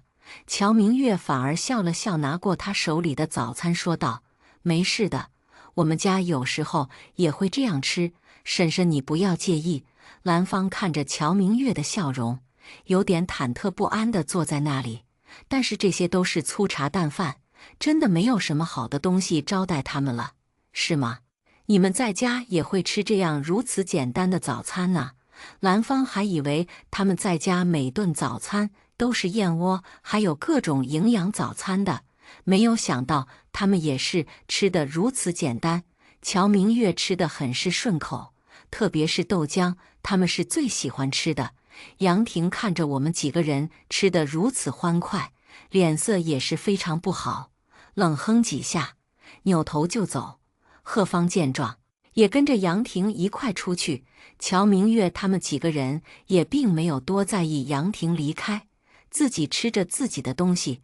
修言，我们现在就去见贺老爷子吧，现在也差不多到中午的时间了。乔明月吃完饭说道。不到一会时间，顾修言几个人又再一次去到贺老爷的病房，不过这次情况稍微好了一点，不用打点滴了，而且也不用氧气罩。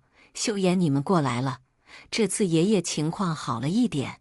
贺俊豪转眼看了一下贺老爷，面色也是不错。我们进去看看他。顾修言走了进去，再一次站在贺老爷的旁边。公公，修言过来看你了，要是你听得见的话，你就醒来看看他吧。兰芳小声地在贺老爷耳边说着，贺老爷悠悠地醒了过来。昨天刚做完一个小手术，醒不过来也是正常的，但是今天身体好了很多，眼睛没有那么沉重。一听到兰芳的话，慢慢地睁开了眼睛，模糊的视线看不清楚顾修言的模样。修言，贺老爷颤抖地伸出苍老的手掌。顾修言急忙地握着贺老爷的手掌，对着他说道：“什么事？”贺老爷说话都非常困难，整个人都呼吸不上来，嘴巴张张合合的，硬是说不上一句话。修言，真的是你吗？你是修言？贺老爷的眼神现在已经不太行了，看不清楚顾修言到底长得什么样子，只能大概的看出一个轮廓而已。是的，我是顾修言。顾修言说话声非常的生硬，似乎他自己还是有点接受不过来，动作显得非常的生涩。贺老爷浑浊的眼珠子转动了一下，眼泪流了出来，愧疚的用力地抓着顾修言的手：“对不起呀，修言，当初外公就不应该把你赶出去，让你流落街头。对不起呀，修言。”嗨，公公，你不要着急，慢慢说。兰芳急忙地站起身，端着一杯水，慢慢地喂着，顺便还帮着贺老爷顺气。贺老爷这次咳嗽得越来越大声，还摇摇头，示意不要让兰芳做多余的工作了。不用了，我也是命不久矣。现在看到修言已经长大成人，还有成家立业，自己的愿望真的实现了。谢谢你呀，修言。顾修言听着贺老爷的悲凉的话语，心中有些悲痛万分。修言啊！贺老爷的浑浊的眼睛看着顾修言，露出了哀求和渴望的眼神，对着他说道：“修言啊，我想在这里听你再说一遍外公嘛，一遍就好。”顾修言抬起头，看着贺老爷的眼神，嘴巴有些干涩，张了张嘴，那2个字仿佛就卡在喉咙里。他很想说，但是就是说不出来，一脸的痛苦。贺老爷看见顾修言那么痛苦的表情，还以为是小时候对他造成的创伤实在是太大，现在顾修言叫不来，那也是情有可原，说不出来就算了吧。没事的，我不勉强。贺老爷他一脸失望地转过头，顾修言不叫自己，也是早已预料到了，这个并没有什么，只是觉得非常遗憾，在自己即将临死之际，没有听到顾修言叫一声外公，真的是太悲哀了。顾修言看着已经满脸失望的贺老爷，自己真的不知道怎么张嘴。修言，乔明月满脸失望的贺老爷轻轻地推了一下顾修言，眼睛看着顾修言，示意着顾修言，这次不叫，恐怕贺老爷不在了，他就听不到顾修言的叫声了。修言，你就叫一次吧。乔明月鼓励着顾修言。顾修言眼睛低垂，看了看贺老爷一眼，张了张嘴，小声地叫出声：“外公。”贺老爷耳朵动了一下，听到了这个轻微的称呼，突然地转过身来，浑浊的眼珠子动了动，脸上露出了开心的笑容。谢谢你，修言，真的谢谢了。突然，贺老爷眼睛一闭，就这样笑着离开了人世。滴，那个电频率就这样停了下来，成了一条直线。兰芳赶忙起身，痛呼：“公公！”顾修言还死死地抓着贺老爷的手，怔愣了一下，似乎没有反应过来，为何贺老爷就这样离开了，真正的死去。爸，贺军本来还想着买了水果给贺老爷吃，但是从病房传出来这样的噩耗，整个人都懵了一圈。爷爷，妈，这个到底是怎么回事？贺俊豪脸色变得非常害怕。贺老爷到底是怎么回事？一进到病房里面，整个房间充斥着一种悲鸣的声音。兰芳哭得真的非常伤心，坐在床边，眼泪婆娑地看着贺俊豪：“你爷爷他走了？什么？怎么会？”贺俊豪往后退了几步，一脸的不敢相信，这个到底是怎么回事？怎么可能说走就走呢？刚才不是好好的吗？就这样突然的离开？妈，你不是在开玩笑的吧？妈！贺俊豪急忙地走到贺老爷身边，站在那里，看着他面带微笑地躺在那里，心中真的痛得无法呼吸。贺军还有贺芳都始料未及，怎么说走就走？不过贺老爷也不带遗憾地离开了。这次他是看见了顾修言，才不留遗憾地离开了人世。这几个月以来，贺老爷都是化疗的状态，他真的心非常的累，曾经好几次想着就这样死了吧，但是他心中的那个愧疚，还有得不到顾修言的原谅，他始终都是走不安心。这一次，他终于得到了顾修言的原谅，走的也是非常安心。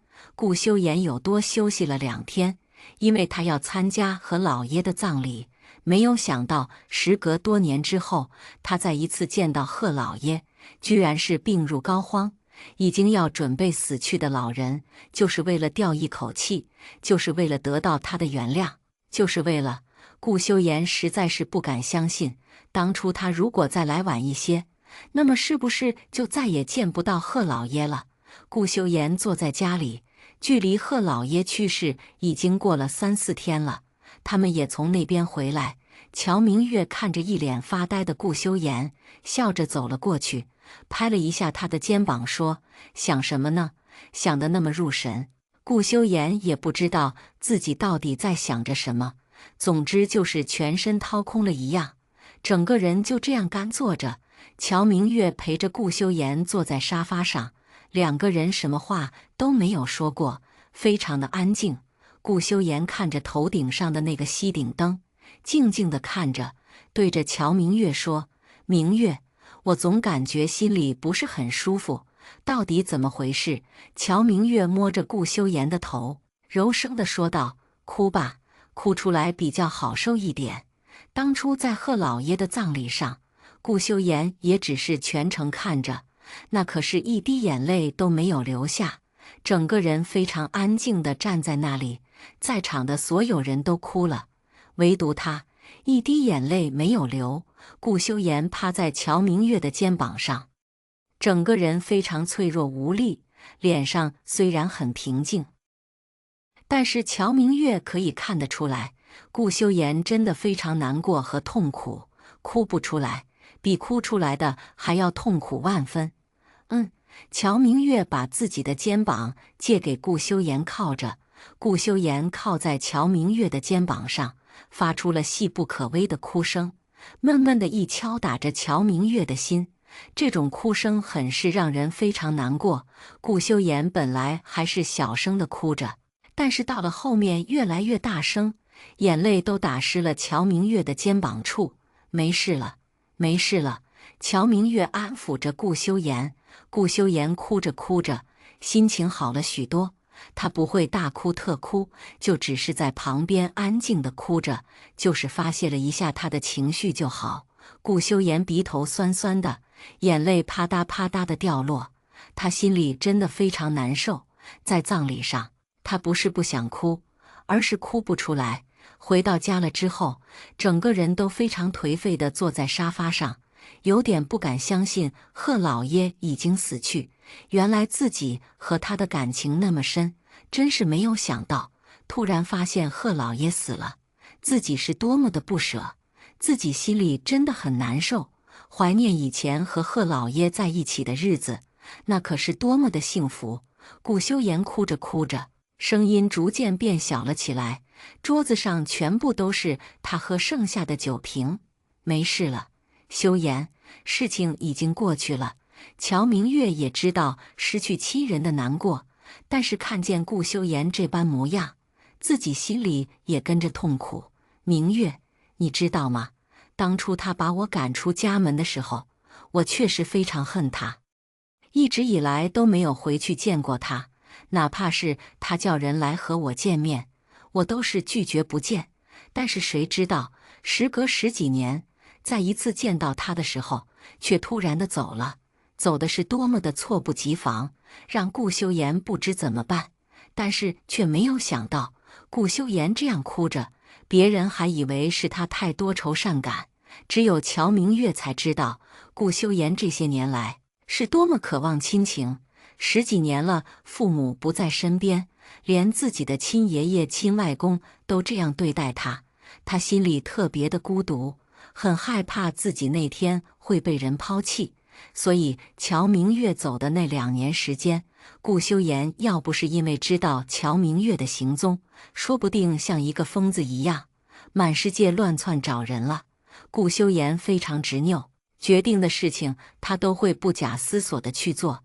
乔明月也不知道该怎么劝说顾修言，只能无言地摸着他的发旋，把自己的肩膀借给他。如果他累了，那就让他靠在自己肩膀休息一下吧。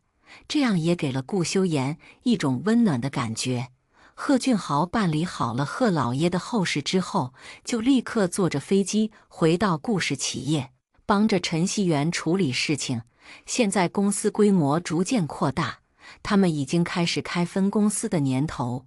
分公司的地方就在贺俊豪买下的那几个公司，人流大，位置好，在城市2线，但是居住居民也是很大的。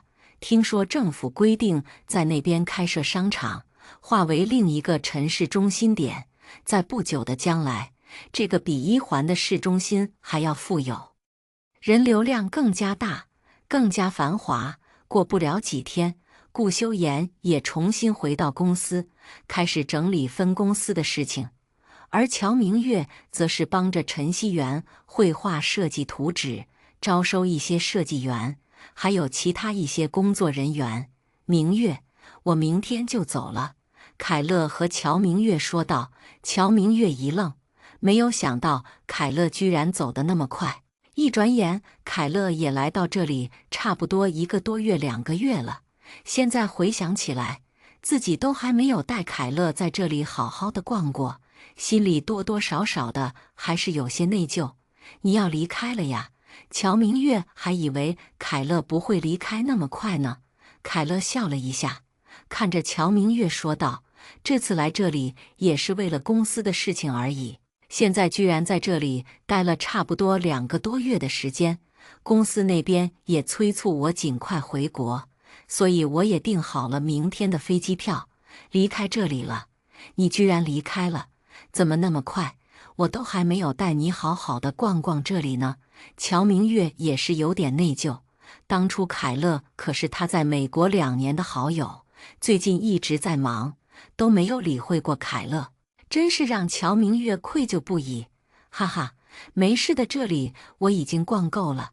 凯乐哈哈大笑了起来，宝蓝色的眼睛变成一片汪洋般的神色，非常漂亮。乔明月不禁一阵疑惑，逛够了？难道是有人带着凯乐在这里逛街的？按照凯乐的路痴程度来说，不可能自己一个人逛的，因为这个地方他不熟悉，谁带你去逛街的呀？乔明月看着凯乐一脸幸福和开心的样子，心里真的忍不住好奇一下，到底是那个人能够带着凯乐设计大师逛了足足2个月之久。凯乐看到乔明月一脸八卦的表情，眼神有些微闪，挠了一下自己的脸颊，支支吾吾的老半天都没有说出一句话。是谁呀？作为2年的好友，你也应该告诉我一声呗。乔明月用力地拍着一下凯乐的肩膀，一副八卦之心冉冉升起。到底是那个能够得到凯乐的青睐？凯乐已经有30几岁的年纪了，也是到了该结婚的年龄段。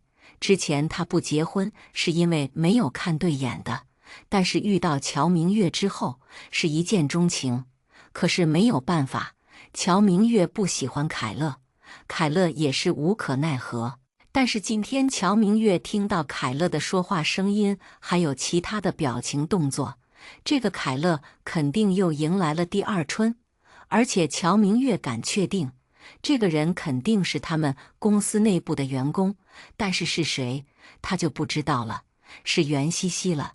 袁西西带我去逛这个地方的。凯乐说到袁西西的时候，表情都变了，脸上洋溢着幸福的笑容。看来袁西西和凯乐发生了不可描述的事情。那西西答应你了吗？乔明月直接问着凯乐。一提到这件事，凯乐脸色就不好了，立马就变得非常的郁闷，眼神带着一些失望，还有无助地看着乔明月。怎么了？以凯乐的资历还有长相，难道都不能收服袁西西吗？别提了，一提到这件事我就郁闷。凯乐真的不懂怎么说才好，是不是西西不同意你的要求？乔明月问。凯乐看了他好几眼，无奈的点点头。看来乔明月还真是猜对了，到底怎么回事？乔明月还想着继续问他，但是凯乐就是闭口不言，不说给乔明月听。乔明月也没有打算打破砂锅问到底。凯乐不说，那么自己就不问了。凯乐终于回美国去了，袁西西就继续做回他的前台工作。公司现在也慢慢的步入正轨，贺俊豪也接管了贺军买下的那边的公司，成立了顾氏企业分公司。今天也是正式开张，乔明月参加了顾氏企业分公司的开展仪式。开展过后，他自己随意的在这个地方乱逛了起来，突然来到一个艺术馆。他站在橱窗外面看了一下，好多稀奇古怪的东西。他忍不住好奇地推开门走了进去。欢迎光临！顾源听到门口那一串的风铃声，转过身来，看到了站在门口四处观望的乔明月，手中的雕刻品哐当的一下掉了下来，神情有些震惊地呆呆地看着他。明月！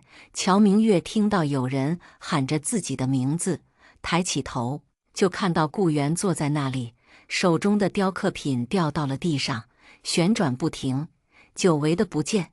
顾源和乔明月两人的心里还真是非常惊讶。顾源，是你呀？乔明月很是平常的和他打了一个招呼，就像是对待多年的好朋友一样的招呼。顾源缓过神来，急忙捡起自己的雕刻品，擦了擦看看哪里有没有损伤之类的。乔明月还真是不敢相信，顾源居然会做雕刻品，那简直是大大的出乎了他的意料。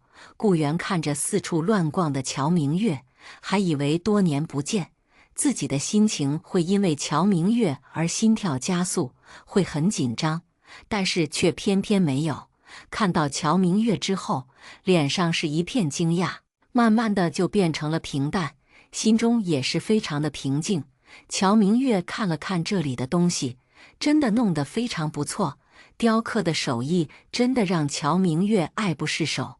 他摩擦着一个麋鹿的艺术品，上面的麋鹿雕刻得栩栩如生，特别是头上的那两个长角，刻画的细节是多么的棒，非常的好看。弯弯曲折的分叉的角，真是让人看了就想要买下来的冲动。顾源，这个麋鹿多少钱？乔明月真的很想买下这个麋鹿，对麋鹿的这个艺术品还真是喜欢的不得了。顾源站起身，看了一下手里的那头麋鹿，笑笑着说道：“不贵，给你友情价，500块好了。”乔明月看了看这个麋鹿，500块，价格还是可以的。对了，你除了这个麋鹿之外，还有什么东西比较好看之类的吗？乔明月逛了一圈，就只有这头麋鹿是最好看的了。有的，你等一下，我拿给你看。顾源放下手中的艺术品，转身走到里面的翻找了一下以前雕刻的那些雕刻品，按照乔明月的喜好，拿了一些出来给他看。果然安然拿出来了之后，乔明月对这些还真是喜欢的不得了。两个人坐在艺术品店，相谈甚欢，宛如多年的好朋友一样，有说有笑。其实乔明月对于顾源的事情已经完全不在意了，事情过去了就过去了，如果还束缚在以前的生活里面，那么岂不是活得更加累？人始终都是要往前看的，而不是一味的只看以前的事情。顾源，你这几年都是在制作这些艺术品的。乔明月也开始和顾源聊起天来了，两个人也是没有什么隔阂的，开始谈天说地，聊着以前的往事。是的，就是前2年开的，你看看怎么样？你这个有艺术大师帮我评价看看。顾源指着自己的店铺，让乔明月看看还有什么需要修改的。乔明月站起身，看了看这个店铺，按照自己的设计观念，有些地方还是要整改一下比较好，这里要改动一下。顾源站起身，跟着乔明月的话语询问着他。不得不说，乔明月对于室内装饰设计这种事情非常的在行，也非常的了解，店铺里面的不足通通都指出来了，还帮着顾源设计了一下这个设计图，现场作画，让顾源好好整顿一下他自己的店铺，使得艺术品店更加的高大上。一进来就是那种满满的艺术气息，顾源还以为乔明月不会帮着自己呢，没有想到乔明月不计前嫌的帮自己设计了一个那么完美的装饰，真是让顾源有点不知所措。刚才乔明月进来的时候，自己或许还有些别扭，但是和他说了那么多的话，还有聊到以前的事情，都是一笑而过。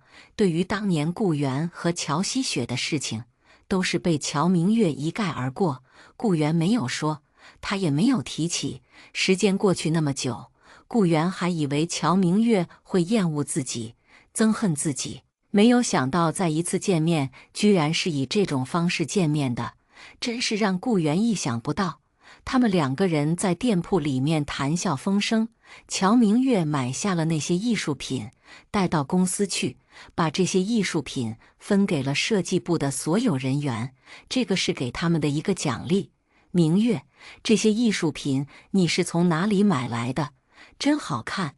袁西西忍不住地凑过来看了一眼，这些东西真的刻画得非常栩栩如生。这个呀，是我从一个艺术品店买来的，怎么样，好看吗？好看的话就送你一个。乔明月买的也不是很多，袁西西的眼睛一闪一闪的，惊喜地问着乔明月：“真的吗？你真的要送我一个吗？”袁西西看着为数不多的艺术品，开心地问着他。乔明月点点头，拿出一个麋鹿，直接递给袁西西，说道：“送给你的，你拿着吧。”袁西西接过麋鹿，这个麋鹿真的非常好看，那个鹿角，他还真是爱不释手。你在哪里买的？我也想去看看还有什么东西要买。很多女同事纷纷凑上来，都想知道乔明月到底在哪里买着这个艺术品。乔明月就把这个店铺的地址告诉了他们。那些女同事一下班就纷纷地往着顾源的店铺哪里凑，一下子就给顾源的店铺带了非常多的客源。晚上回家，顾修言看着桌子上有着几个艺术品，也问了一下乔明月：“明月，这些是什么？”顾修言指着那些东西问。乔明月摆放着饭菜，看着顾修言笑着说道：“哦，那些东西我是在顾源的艺术品店买来的，好看就买回家放着看看。”顾源，应该不是那个顾源吧？买这些东西回来做什么？这个不是乔明月的前任男朋友的东西吗？顾修言有点吃味，乔明月拿这个顾源的东西回来做什么？顾修言多次和乔明月提出要结婚，但是乔明月都是以模棱两可的态度拒绝，让顾修言有点失望。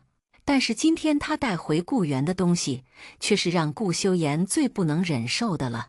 你把这些艺术品带回来做什么？顾修言还是沉下心来问着乔明月。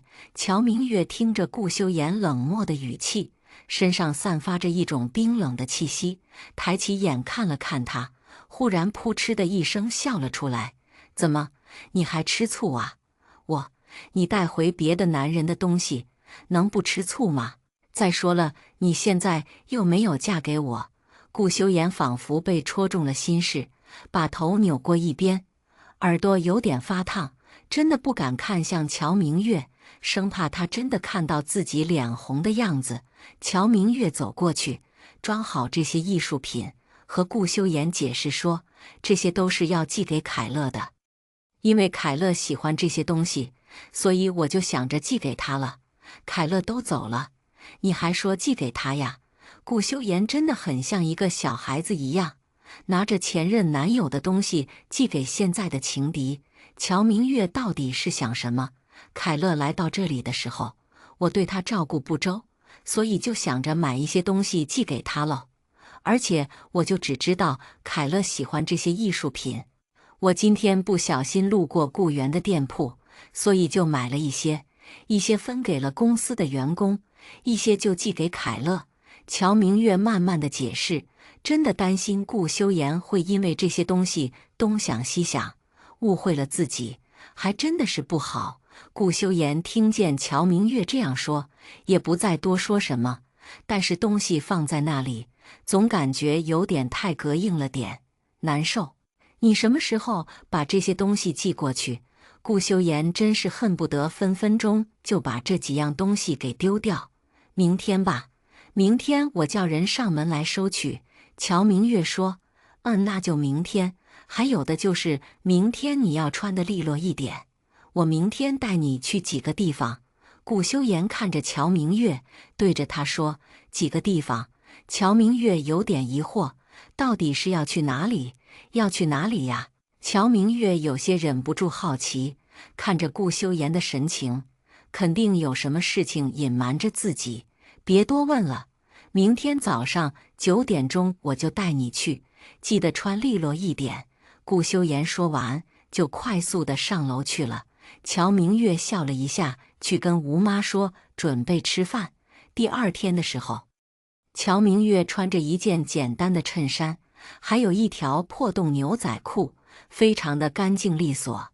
而顾修言换上的了便装，穿着一件白色长袖的上衣，下面也是一条牛仔裤，衣服的颜色和乔明月的那简直就是一模一样。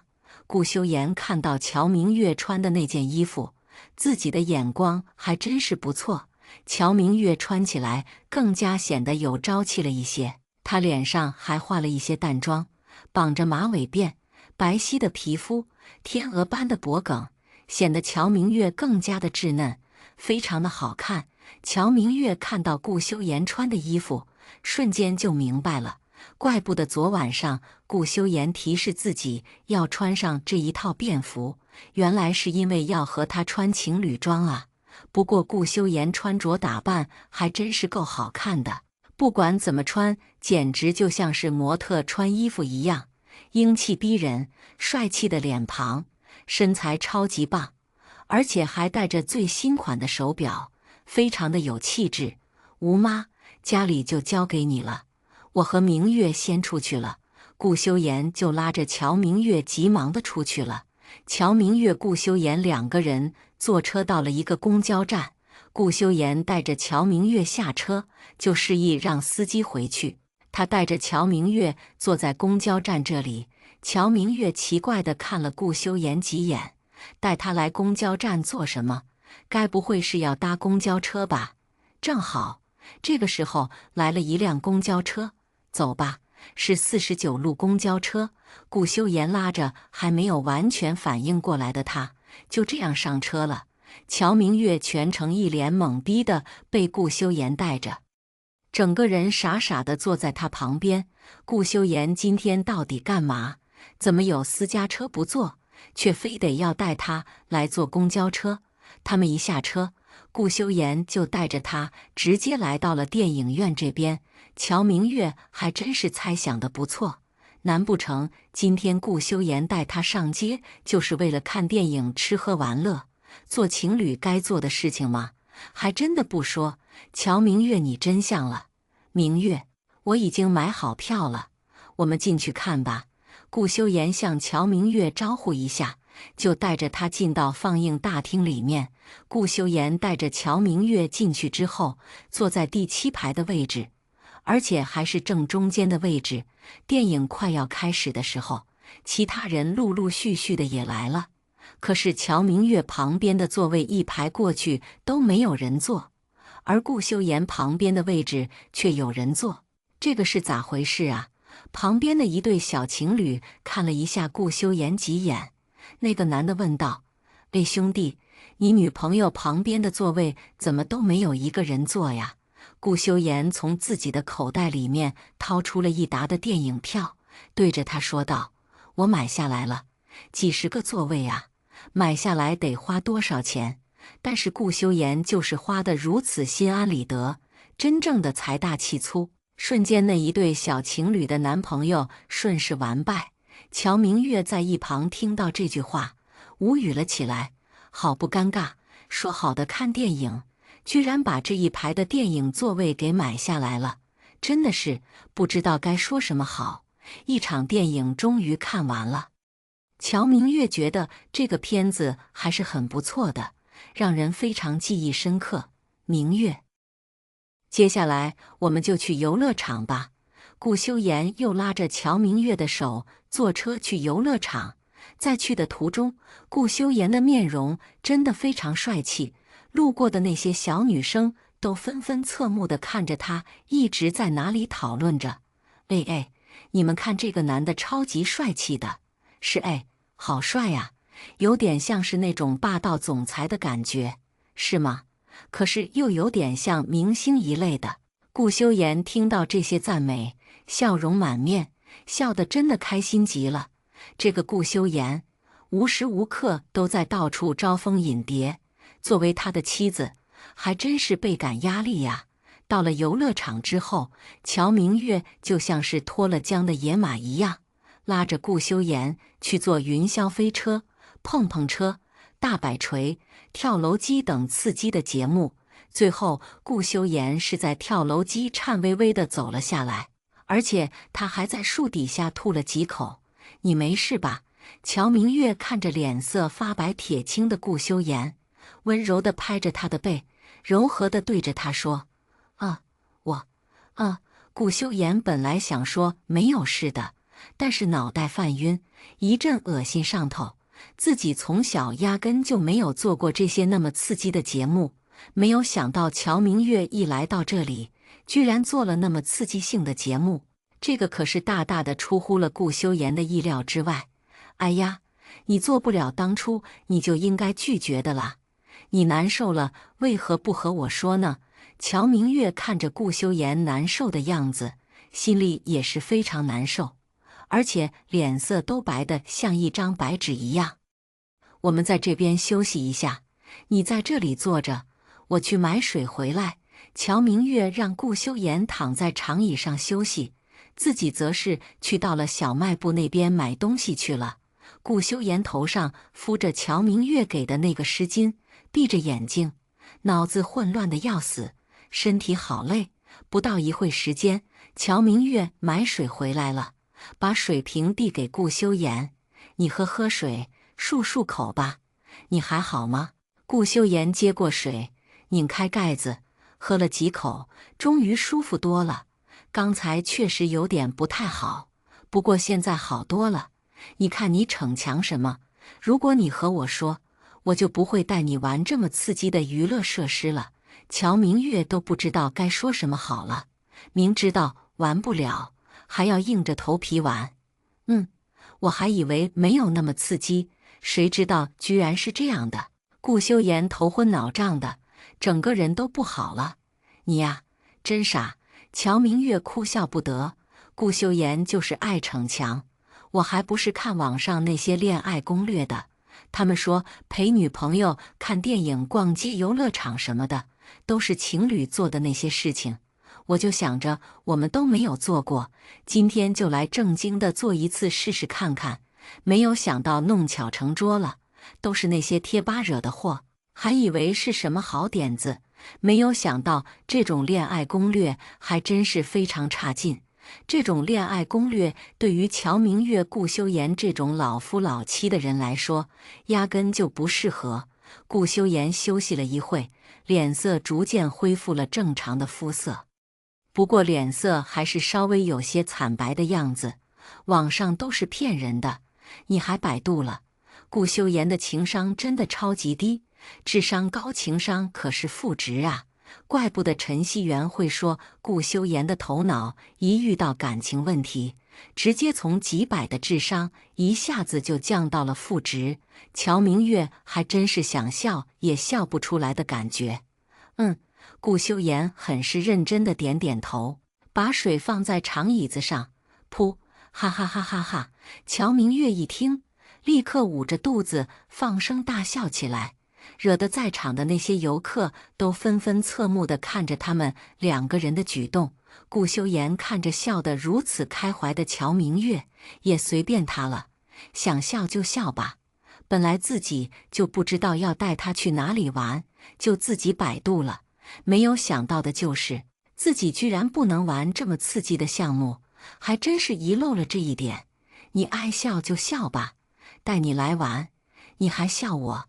顾修言还真是有点小郁闷了。明明带着乔明月来到这里玩，还笑人家。乔明月看了看有点闹脾气的顾修言，突然觉得他怎么那么可爱，忍不住伸手摸了一下顾修言的脑袋。乖乖的，不要生气嘛。那你还嘲笑我？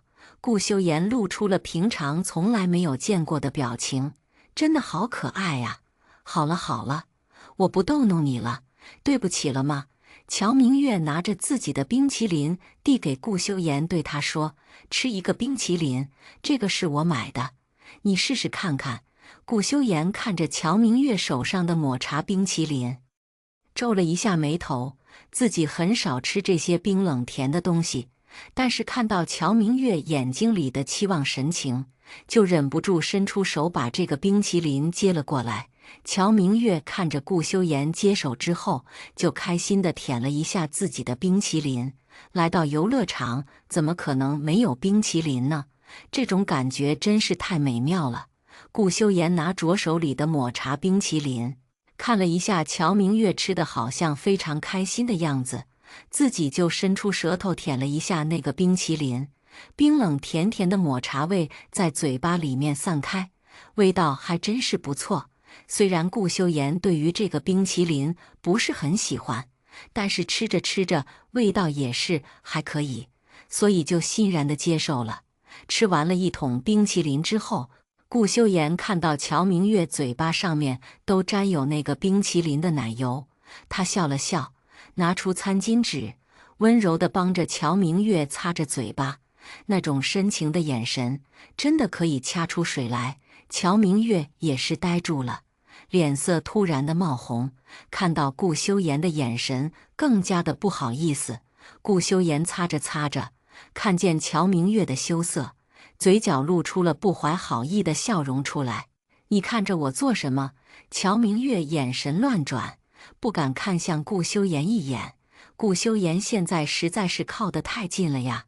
乔明月脸上瞬间爆红，像红透的番茄一样，从脖子到耳朵全部都红了一遍。看着你好办事啊。顾修言歪着头，伸出舌头在乔明月的嘴角舔了一口，于是轻轻地亲了一下乔明月的嘴巴。瞬间，乔明月全身都像是冒烟一样。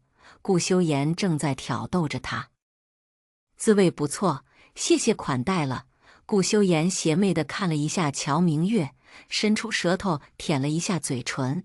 刚才乔明月的嘴角还残留着一点点的奶油，顾修言没有帮他擦干净，就直接地伸出舌头舔了一下。你这个坏蛋！乔明月真的羞愤欲死，这个顾修言真的好坏，怎么那么讨厌呢？哈哈哈，这个是我对你刚才的惩罚。顾修言大笑了起来。乔明月用着自己的拳头捶打着顾修言的胸膛，真是一个坏蛋，讨厌死你了！哼哼，乔明月其实心里也是很高兴的，但是因为在场的游客实在是太多了，顾修言这样的偷袭真是让他觉得超级害羞的，都不好意思起来。好了，我们去另外一个地方玩吧。顾修言立刻拉走乔明月，坐上了摩天轮的位置上。他们只有两个人坐在一起，乔明月害羞的都不敢抬头看着他，手紧紧地抓着自己的裤子，紧张地看着窗边的景色。顾修言发现乔明月不敢正面地看着自己，就走了过去，一把地坐在了乔明月的身边，咬着他的耳朵，悄声地问道：“明月，怎么上来了都不看我一眼？”那种甜腻的话语充斥着乔明月的耳朵，弄得乔明月好不容易消下去的红色，现在又不自觉地冒了出来。“明月，今天是你的生日，我想让你在生日的这一天过得非常有意义，而且很开心。我让你永远记住每一年的生日，我都会陪你过，并且过一辈子，直到永远。”这一句话弄得乔明月真的像鸵鸟一样，都不愿意抬起头来了。这个地方充满着甜甜的味道，真是的，这个顾修言怎么突然说出这样煽情的话来，弄得乔明月都忍不住要哭出来了。啪嗒啪嗒的一两滴眼泪从乔明月的眼睛里流了出来，心里感动得一潭糊涂，立刻捂着自己的脸，不让眼泪流下来。顾修言有些心慌，直接从自己口袋掏出餐巾纸，帮着乔明月擦着眼泪。“明月，你怎么哭了？是我说的不够好吗？还是我做的不好？你不要哭了。”顾修言都急得团团转，不知该如何是好。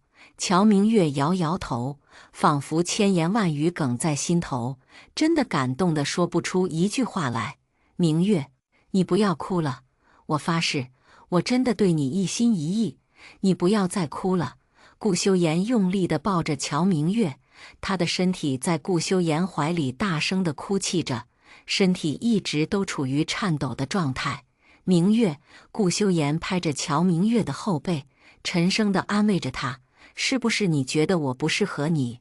还是因为我说的那些话引起了你的反感？我收回那些话行不行？”乔明月急忙地从顾修言怀里起来，眼眶微红地看着他，俯身向前亲了上去。一吻过后，乔明月对着顾修言说：“我不允许你收回那句话，我不允许。”顾修言脸色本来还是一阵惊愕的，慢慢的变成了惊喜，看着乔明月的哭相，伸出手用力地抱着她。“明月，你是答应了吗？你答应我的诺言了是吗？”顾修言真的非常开心，他原本还以为乔明月会拒绝他，他还做了即将被乔明月拒绝的准备。“嗯，是的，我答应你了。”乔明月听到顾修言的话，心里感动得溃不成军，本来想着不答应的，但是听到顾修言这番情话，自己真的感动不已。“真的吗？明月，我好高兴啊！”顾修言好想抱着乔明月在这个地方转一圈，但是是高空状态，所以就不能这样做了。乔明月点点头，挨在了顾修言的肩膀上，享受着现在最幸福的时刻。他们坐上了最高处，看着下面星星点点的灯光，一个接着一个照亮了整个城市，仿佛黑夜中的明星一样，非常的漂亮，犹如一条银河，连接着一处又一处的地方，耀眼夺目。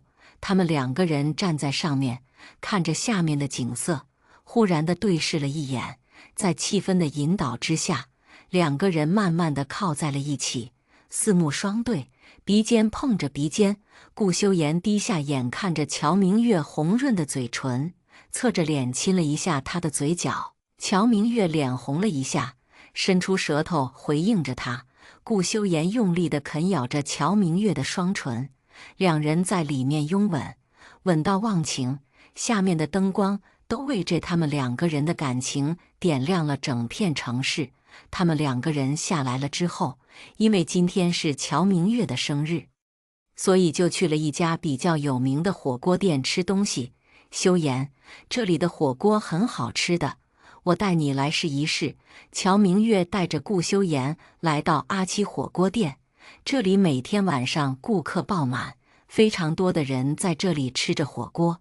因为这里的火锅像是四川火锅一样，汤底非常的浓厚，而且菜品也非常多丰富，给的料也是非常充足。乔明月以前都经常和悠悠来到这里吃，不过最近不来了。乔明月今天很想带顾修言来试吃一下，最重要的还是他自己也想着要吃火锅。他们两个人等了很久，终于找到了一个位置坐了下来。乔明月点了一个鸳鸯锅，再要了一些蔬菜和肉。上菜了之后，乔明月把菜放进锅里，顾修言吃着那个辣椒多的那个锅底，瞬间辣得满头大汗，一直喝着水。修言来喝一下冰的水，乔明月马上拿着冰镇过的水递给顾修言，不想让他的嘴巴没有那么辣。我以为只是一点点辣味而已，没有想到居然那么辣。辣的顾修言的嘴唇都红了起来，在哪里扇着风，但是还是停止不了吃火锅的冲动。乔明月发现顾修言很喜欢吃辣椒味的那个锅底，顾修言几乎都是没有吃过有辣椒的食物，今天让他吃了一下，没有想到顾修言居然那么喜欢吃。修言，你是不是很少吃辣的呀？难道小时候没有吃过辣椒吗？多多少少吃的那些菜应该也会放一些辣椒的吧？顾修言又用力地喝了一口水，呼啦呼啦地吃着菜，实在是太辣了，辣的眼眶都红了。我很少吃辣的，可以说是基本上都没有吃过一次。顾修言想起来，以前自己的父母都没有给他吃过辣椒，到了长大之后，吃菜什么的从来都没有碰过一次。那你的人生还真是有点遗憾了。不过我今天带你来，就是让你体验一下辣是什么感觉，怎么样，爽不爽快？乔明月看着顾修言辣的眼泪差点掉下来，一脸的通红，额头上还冒着热汗，嘴巴辣得像2根香肠一样。顾修言还真是受不了辣呀，爽快是爽快了点，但是实在是太辣了，我的嘴巴呀！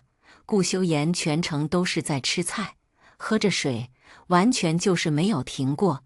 本来他还没有吃这些菜之前，吃饭坐姿还是很优雅的，但是没有想到吃到后面就完全不顾形象了，开始大吃特吃。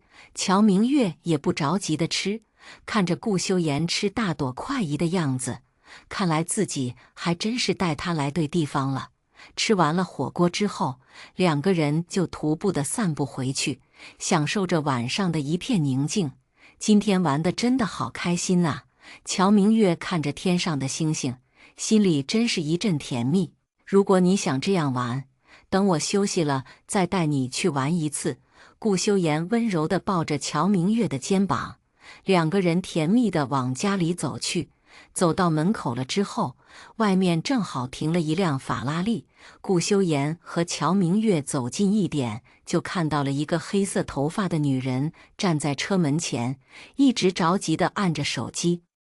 吴敏君一看到顾修言，就冲了上去，立马抱住了顾修言。修言，顾修言满脸的惊愕，这个到底是怎么一回事？乔明月本来还是笑容满面的，一看到吴敏君这个动作，瞬间就变得冰冷起来。修言，这个到底是怎么回事？乔明月看着他们2个的举动，生气地问着。顾修言急忙地推开吴敏君，往着乔明月身边靠近一步，脸色不悦地看着他：“你来这里做什么？”吴敏君看了看乔明月，咬着牙，眼睛有些不甘地说道：“我来这里就是为了公司的事情来找你的。公司的事情？当年吴家的公司顾修言已经完全的还给他们了吧？所拖欠的那些欠款也已经结清，现在吴家公司又出了什么事情？吴家怎么了？”顾修言疑惑地看着吴敏君，吴家到底出了什么事情？吴敏君瞬间就泪如雨下，哭得非常凄凉，哽咽地说道：“吴家彻底的玩完了。”顾修言和乔明月对视了一眼，这个到底是怎么回事？吴家突然被资金空缺，听说是被人动了手脚，现在都快要面临破产的边缘了。吴敏君真的不知道该怎么办了，现在吴家就只有他在撑着。而且吴家家本来就不是一个管理公司的能人，一天到晚就知道出去旅游，思想完全就是不和吴敏君相结合，喜欢自由又喜欢艺术，总之就是一刻钟都待不下了在一个地方的人。况且吴敏君的父母就在1年之前突然发病去世，所以整个吴家就只有吴敏君支撑着。现在出了这一档子的事情，吴敏君是不得已才来求助顾修言的。其实他还带着一些小小的私心，那就是来见顾修言，想要看见他。吴敏君想顾修言都想得快要发疯了，听说顾修言住在这里，就一路开车直奔目的地。来到这个地方，足足等了他1天的时间，就是为了见到顾修言一面。但是见到了也没有办法，他身边居然有人了，而且还是乔明月。吴敏君虽然表面没有什么，但是心里可是愤恨不已。顾修言皱着眉，最近到底是怎么一回事？不是贺家出事，就是吴家出事，而且出事的那些公司都是和顾修言或者陈希元2人有关联的大公司。难道这其中到底是出了什么问题，还是后面有人在暗中操作着他们？每次出事都是由于资金不足造成的。修言，要不我们现在进去看看再说吧，在外面也不怎么好。乔明月脸色虽说不好，但是一直在外面也不是办法，进去再说比较好。顾秀妍拉着乔明月先走了进去。吴敏君本来想和顾修言一同进去的，但是却被他们给甩下。吴敏君跟在顾修言的后面，看着他们2个其乐融融的样子，心里百般不是滋味，非常的难受。吴妈，乔明月们回来了。顾修言见到吴妈正在收拾餐桌上的碗筷，说着。吴妈看见乔明月2人回来了，马上放下碗筷说道：少爷乔小姐回来了。吴敏君脸色非常难看，顾修言他和乔明月关系居然这样好，都住在了一起。修言，你看看你和乔小姐感情这么好，都不和我说一声，我都没有来得及准备什么东西。吴敏君在哪里笑了一下，现在2手空空的来，还真是有点不好意思呢。顾修言也没有应答，淡漠的气场洒发出来，脸上一片冰冷。吴小姐，你要喝什么？家里没有什么好东西招待你。乔明月问。安夫人，那我要一杯绿茶好了。吴敏君知道自己有心脏病，喝不了咖啡，所以只要绿茶，给他一杯白开水。顾修言眼睛微动，对着乔明月说道。乔明月端茶的水壶停了一下，想了想，还是依照吴敏君的想法，给他一杯绿茶。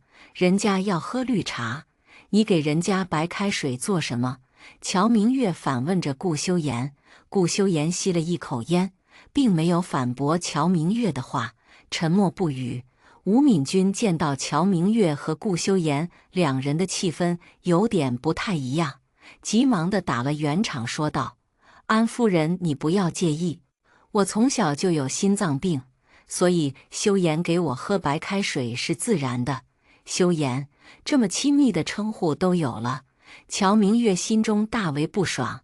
吴敏君说完这句话的时候，顾修言居然还不立刻反驳这个称呼。吴敏君这个哪里是打圆场，分明就是添油加醋。正好乔明月的脸色很不喜，非常难看至极。吴小姐，我希望你有话快点说，还有的就是修言这个称呼，你不要随便叫了，毕竟我的妻子会不高兴的。你说是马明月？顾修言一脸的坏笑看着乔明月，看到乔明月吃醋的样子，真的是好可爱，2个眉毛挑起，眼睛睁得大大的，脸上冰冷，但是憋着嘴都不想和你说话的可爱模样，真是很会挑起顾修言心中的欲望。乔明月冷哼一下，转过头不看向顾修言，刚才都不反驳，现在才反驳有意思吗？好了，废话少说，你说说看看你们公司是怎么回事的吧。顾修言喝着一杯咖啡，冷淡地看着吴敏君。吴敏君脸色忽然就变了，变得非常惨白，立刻就把公司发生的事情告诉了顾修言。顾修言听过之后，沉思了一会。吴家是做房地产生意的，如果资金补偿不上，那么员工和工人基本都会罢工。这样罢工之后，很多工程就即将开展不了。那么之前和他们公司签订好的那些业主的合同，说好是今年12月份交房，现在突然的罢工，导致延期不算，而且还会引起业主的不满。这个可是一个很大的难题。现在是海边房地产的工资出现了问题是吗？顾修言看了一下吴敏君，海边房地产不也是顾氏旗下的吗？怎么，吴家难道还和顾氏有合作往来？是的，是那边出现了问题。吴敏君也知道海边房地产是他们家的企业，但是他们也和顾氏有往来。海边那边的项目，其中也有很大一部分的资金存在里面。当初他们和顾氏合作，但是现在顾氏居然不出钱了，这个让吴敏君不知道该怎么办才好。吴敏君公司负责出材料费，但是顾氏那边负责的是工人费用还有员工费。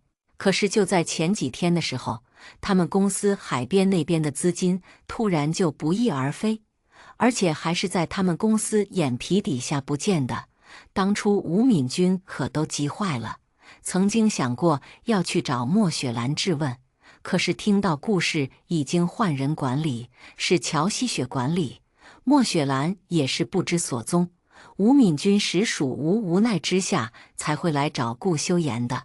想到以前顾修言和吴家关系的份上，请求帮一下他，顺便还想到顾修言现在是单身，如果来的话，希望还可以和顾修言在一起。可是让吴敏君没有意料到的事情，就是乔明月居然回来了，而且和顾修言住在一起。看来自己的希望落空了，心也是跟着死了。可是，一看到顾修言和乔明月手上并没有结婚戒指，听说他们两个人还没有正式结婚，心又燃烧了起来。既然他们两个没有结婚，那么自己是不是还有机会？所以就想着利用公司的事情来和顾修言多接触接触，让他接受自己。你们吴家居然和顾氏有交易往来，还真是出乎我的意料啊！顾氏企业和顾氏本来就是一个竞争对手，现在吴敏君跑来顾氏竞争对手面前请求帮助，这个到底算是哪门意思？顾修言眼神冰冷，淡淡的说出这句话，脸上毫无波澜。但是吴敏君一听到这句话的时候，总感觉这句话话里有话，不像是那种口头语上的话语。总之就是让他有点难受。后面的几个字让吴敏君头皮发麻，如坐针毡，脸色忽然变得惨白起来。修言不是你想的那样。吴敏君想要解释，可是却被顾修言给粗声的打断了。吴小姐，我希望你不要再叫我修言，我的妻子坐在我身边，我不想让她误会。吴敏君一听，怕了起来，身体一颤抖，整个人变得收敛起来，断断续续地说道：安先生，我其实可以解释的，这个当初是顾氏莫雪兰让我做的，求你听我解释一下。明书送客。顾修言实在是不想多费口舌，顾修言从来都不会和一个背叛自己公司的人合作，而且还要帮着他，那是不可能的事。修言，安先生，求求你帮帮我吧！吴敏君突然发疯了一样，冲上去用力地抓着顾修言的手臂，流着眼泪哀求着他。但是顾修言还是不为所动。吴敏君这个是自食其果，出了这种事情，谁也帮不了他，也只能他自己另求出路了。走吧，当初吴叔叔在的时候，可是和我们顾氏企业合作的非常好，并且还合作了那么多年。你居然倒戈相向去和顾氏合作，我还真是看错了你。吴小姐，顾修言用力地抽出手，不想再看到吴敏君的脸，越看还真是觉得她越来越恶心。当初他在办公室坐了那个错位，导致乔明月流产还消失了2年时间，这件事都还没有找他算账。现在他居然还有脸来到这里和自己说吴家的事情，要怪就怪他自己，咎由自取，请把。吴小姐，明叔站在一旁做着请的手势。修言，真的不要赶我走啊，真的不要，我错了还不行吗？我求求你帮帮我吧，求你了！吴敏君哭得眼妆都花掉了，整个人非常狼狈不堪。但是可怜人必有可恨之处，就算吴敏君哭得怎么梨花带雨，顾修言还是依然不想见到他。最后，吴敏君还是被下人给丢出去的。吴敏君出去之后，在门口一直大喊：“顾修言，你给我出来！顾修言！求你了，不行吗？顾修言！”吴敏君喊了几遍之后，里面都没有出来一个人。看到这个情况，着实让吴敏君非常的心寒。当初要不是他爸帮着顾修言，说不定顾氏企业都开不起来。没有想到自己公司出事的时候，这个顾修言居然摆手不管。做人怎么能够那么忘恩负义？吴敏君非常的痛恨。他用力地踢了一下车轮胎，把气撒在了车子上，用力地开着门上车。吴敏君已经快要气炸了，恨不得冲上去揪出顾修言，暴打一顿。他走之前还看了看顾修言的别墅，既然你不仁，那么就要怪自己不义了。吴敏君这样想，飞快地开着离开。乔明月看了一脸怒气的他。本来今天还是乔明月的生日呢，偏偏给吴敏君给搅黄了。现在可好了，蛋糕不用吃了。本来顾修言都想好了，要和乔明月温存温存的，但是现在呢，这件事都快要给吴敏君给气炸了。顾修言掏出手机，打了一个电话给杨助理还有陈希元，让他们2个调查一下吴敏君和顾氏到底发生了什么事情，为何吴敏君会倒戈相向去了顾氏。你也别生气了，气大伤身。乔明月端着一杯凉茶放在顾修言面前，让顾修言喝了，脑袋可以清醒一点，不用那么生气。我只是没有想到吴敏君居然会做出这种事情，还有脸过来让我帮着他。呵呵，还真是够可笑的。顾修言用力地喝着茶，生气地把茶杯用力地放在桌子上，重重的一击。当初吴家和顾氏企业合作的那么好，就算是他撤资了，但是他们还是依然和吴家有合作上的往来。可是吴家二老突然的去世，由吴敏君接管公司之后，没有想到公司日益衰减，他还和顾氏合作。刚才杨助理还发了一条信息给他，吴敏君因为顾氏企业在前一段时间的比较困难，他居然就为了这件事去和顾氏签约合作了。顾修言也不想多说什么，对于这件事他并不想多理会吴敏君。修言，你再生气也没有用，吴小姐也走了，你就不要生气了。乔明月坐在顾修言旁边，看着还在生闷气的顾修言，自己也听郁闷，看了看推着顾修言说道：“再说了，今天晚上也是我生日啊，你生气了还让我怎么过生日啊？”顾修言听着乔明月撒娇般的语气，抬起黑色的眼眸看了一下他，看到他嘟着嘴巴，脸上露出了郁闷的表情，真是让顾修言有些欲罢不能。今天我还有一个礼物要送给你。顾修言拉着乔明月的手往楼上走去，乔明月跟在顾修言的身后，很好奇顾修言到底会送他什么礼物。你不要着急，等一下哦。顾修言让乔明月闭上眼睛，慢慢地带着他来到自己的卧室。一推开门，顾修言打开房间的开关，对着乔明月说道：“好了，你可以睁开眼睛了。”乔明月一睁开眼睛，瞬间就被里面的彩灯给吸引住了。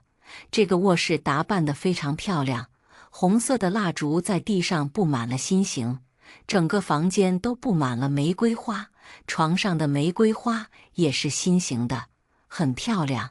乔明月犹如置身在童话故事里面一样，真的超级梦幻和烂漫。他眼眶有些微红，心里一阵感动，站在那里一直手足无措地看着他，真的不知道该说什么好了。明月，你等一下，我还有一样东西给你看。顾修言打开旁边的一个小开关，整个房间亮起了彩灯，忽闪忽闪的，宛如他们今天在摩天轮上面看到的那个灯光一样，真的超级美，美得如此动人心魄，美得如此让人移不开眼。修言千言万语涌上心头，自己都不知道该说什么话来形容此时此刻的心情，也只能拥抱着顾修言来表达自己心中的感想。今天顾修言做的这些，真的让乔明月超级感动，感动的不知道有多少回了。怎么样，让你终身难忘吧？顾修言笑了一下，拍着乔明月的后背。乔明月在他的肩膀处点点头，眼泪啪嗒啪嗒地滴落在他的肩膀处。顾修言都能感觉得到他流出来温热的眼泪。顾修言扑到了乔明月，他们两个互相看了看，乔明月率先仰起头，舔了舔顾修言的嘴角。可能就是这一舔，引发起了一场导火线。顾修言直接来一个深吻，手慢慢地摸索到乔明月的衣服里面，捏着她身体上的柔软。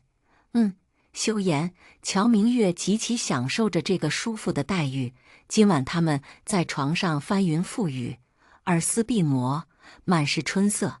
第二天早上，他们两个人都在床上还未醒过来，安雪却噔噔地跑了进来，拉着顾修言的手腕大叫着说：“爸爸，爸爸，陈叔叔来了，陈叔叔来了！”乔明月和顾修言昨晚实在是做得太过火了，一直做到天微微亮起，他们才渐渐地睡下去。安雪叫不起顾修言，就急忙地跑到乔明月身边，还脱鞋上床。忽然看到顾修言和乔明月都没有穿衣服，瞬间大叫了起来：“啊！”乔明月和顾修言瞬间被吓醒，立马起身来看着安雪站在他们两个中间，一脸惊慌地看着他们两个。陈希元还有悠悠全部人听闻之后，立刻冲上2楼。一看到乔明月和顾修言两个人全身赤裸的在被子里面，悠悠一脸的通红，陈希元则是捂着悠悠的眼睛，示意他不要看。爸爸妈妈昨晚打架了，他们没有穿衣服。安雪都哭了，特别是看到乔明月身上青青紫紫的吻痕，更加确定顾修言和乔明月打架了。吴妈赶快地抱走安雪，其他的人也都关好门，都不敢进去。一看他们两个人的样子，都知道他们昨晚做了什么的事情。乔明月用力地把被子盖在自己的身上，完全一脸懵逼地看了看，这个是什么情况啊？乔明月刚才还看到了陈希元和悠悠他们居然上来了，真是丢脸丢到家了，真的没有脸见到他们两个了。乔明月迟迟不肯下床，反正陈希元来找也是找顾修言的。乔明月因为早上那件事都不愿意下床去见悠悠。顾修言穿好衣服就下楼去了。昨晚实在是太过火，弄得顾修言的眼睛都有黑眼圈了。陈希元看见顾修言下来之后，眼神都一样了，用这调侃的语气对着他说道：“昨晚你们做的也是够过火的呀。”说完，他用手指指了一下自己的脖子，示意让顾修言拿着镜子看一下。顾修言走进厕所，对着镜子看了看，脖子上有着一大片的吻痕。这个吻痕就让顾修言哭笑不得，这个吻痕也太大了吧！昨晚乔明月到底是多激动啊？顾修言也没有说什么。从厕所出来之后，看到陈希元的邪笑，就知道这个人又想到哪里去了。你不知道吗？这个是我和明月爱的证据，好过你啥都没有。顾修言非常淡然地说出自己对乔明月的爱。陈希元本来还想要继续嘲笑一下顾修言的，但是却被这一句话被呛得哑口无言，直接起了一身的鸡皮疙瘩。没有想到顾修言也会说出这种话来，还真是让陈希元万万没有想到的。好了，今天废话不多说，结果怎么样了？顾修言坐了下来，精神非常舒爽，精力非常充沛。吴敏君确实和顾氏联手一起做海边房地产的工作，但是就在昨天的时候，顾氏换了总裁，是乔希雪来带领。陈希元给出一个非常爆炸型的消息。昨晚的时候，乔希雪还在网上开了记者发布会，说莫雪兰退位让贤，让乔希雪当上了顾氏的总裁。昨晚上发布的，顾修言还真是没有注意到，毕竟昨晚是乔明月的生日，一起和他过生日去了，才不会理会顾氏有没有换总裁这件事情。是的，昨晚上发布的，而且莫雪兰至今为止也没有出现在发布会上，全程都是乔希雪还有李涵然在场。这个李涵然还真是奇怪，乔希雪坐上总裁位置，为何李涵然会出现在发布会上？这个还真是让人觉得非常疑惑的一点。陈希元觉得这个李涵然和乔希雪两人肯定有着什么问题，不然乔希雪召开这个记者会也不是那么容易开的。乔希雪可是才去顾氏工作多少年，最多就只有2年多的时间。故事里面的那些老一辈的人物，肯定都不服气一个黄毛小丫头当上总裁的位置，那个位置谁都想做。只是为何昨晚乔希雪发布会上，那些老一辈的股东居然没有一个人反对？那可真是够奇怪的了。是不是顾氏股东没有一个人出来持反对意见的？顾修言猜想了一下，对的，没有一个人。而且还有一些股东居然称生病不来了，然后就缺席。来的那些股东都是支持乔希雪坐上这个位置的那些人。陈希元也是和顾修言猜想的一样，莫雪兰不可能无缘无故就下台。当初他为了那个顾氏，不知道做了多少手段，多少事情才得到这个公司，并且还坐上了总裁位置，把顾氏做得蒸蒸日上。公司内部的人员其实都挺支持莫雪兰的，但是昨晚退位的那件事引起了整个商业界轩然大波。莫雪兰怎么可能会把乔希雪推上了总裁的位置？而且记者会不到会场，是由乔希雪打电话给他接听。莫雪兰还说了，自己老了要在家帮忙照看孩子，所以就把顾氏交给了乔希雪，让他带领顾氏。说完这些话，他就挂断了，丝毫没有一点犹豫的迹象。那些股东是不是全部都和李涵然认识的？安明哈重新回看了一下昨晚的直播，看到那些股东大多数都不是顾氏那边的人马，总感觉这一些都是新上任的股东。是的，基本全部都是。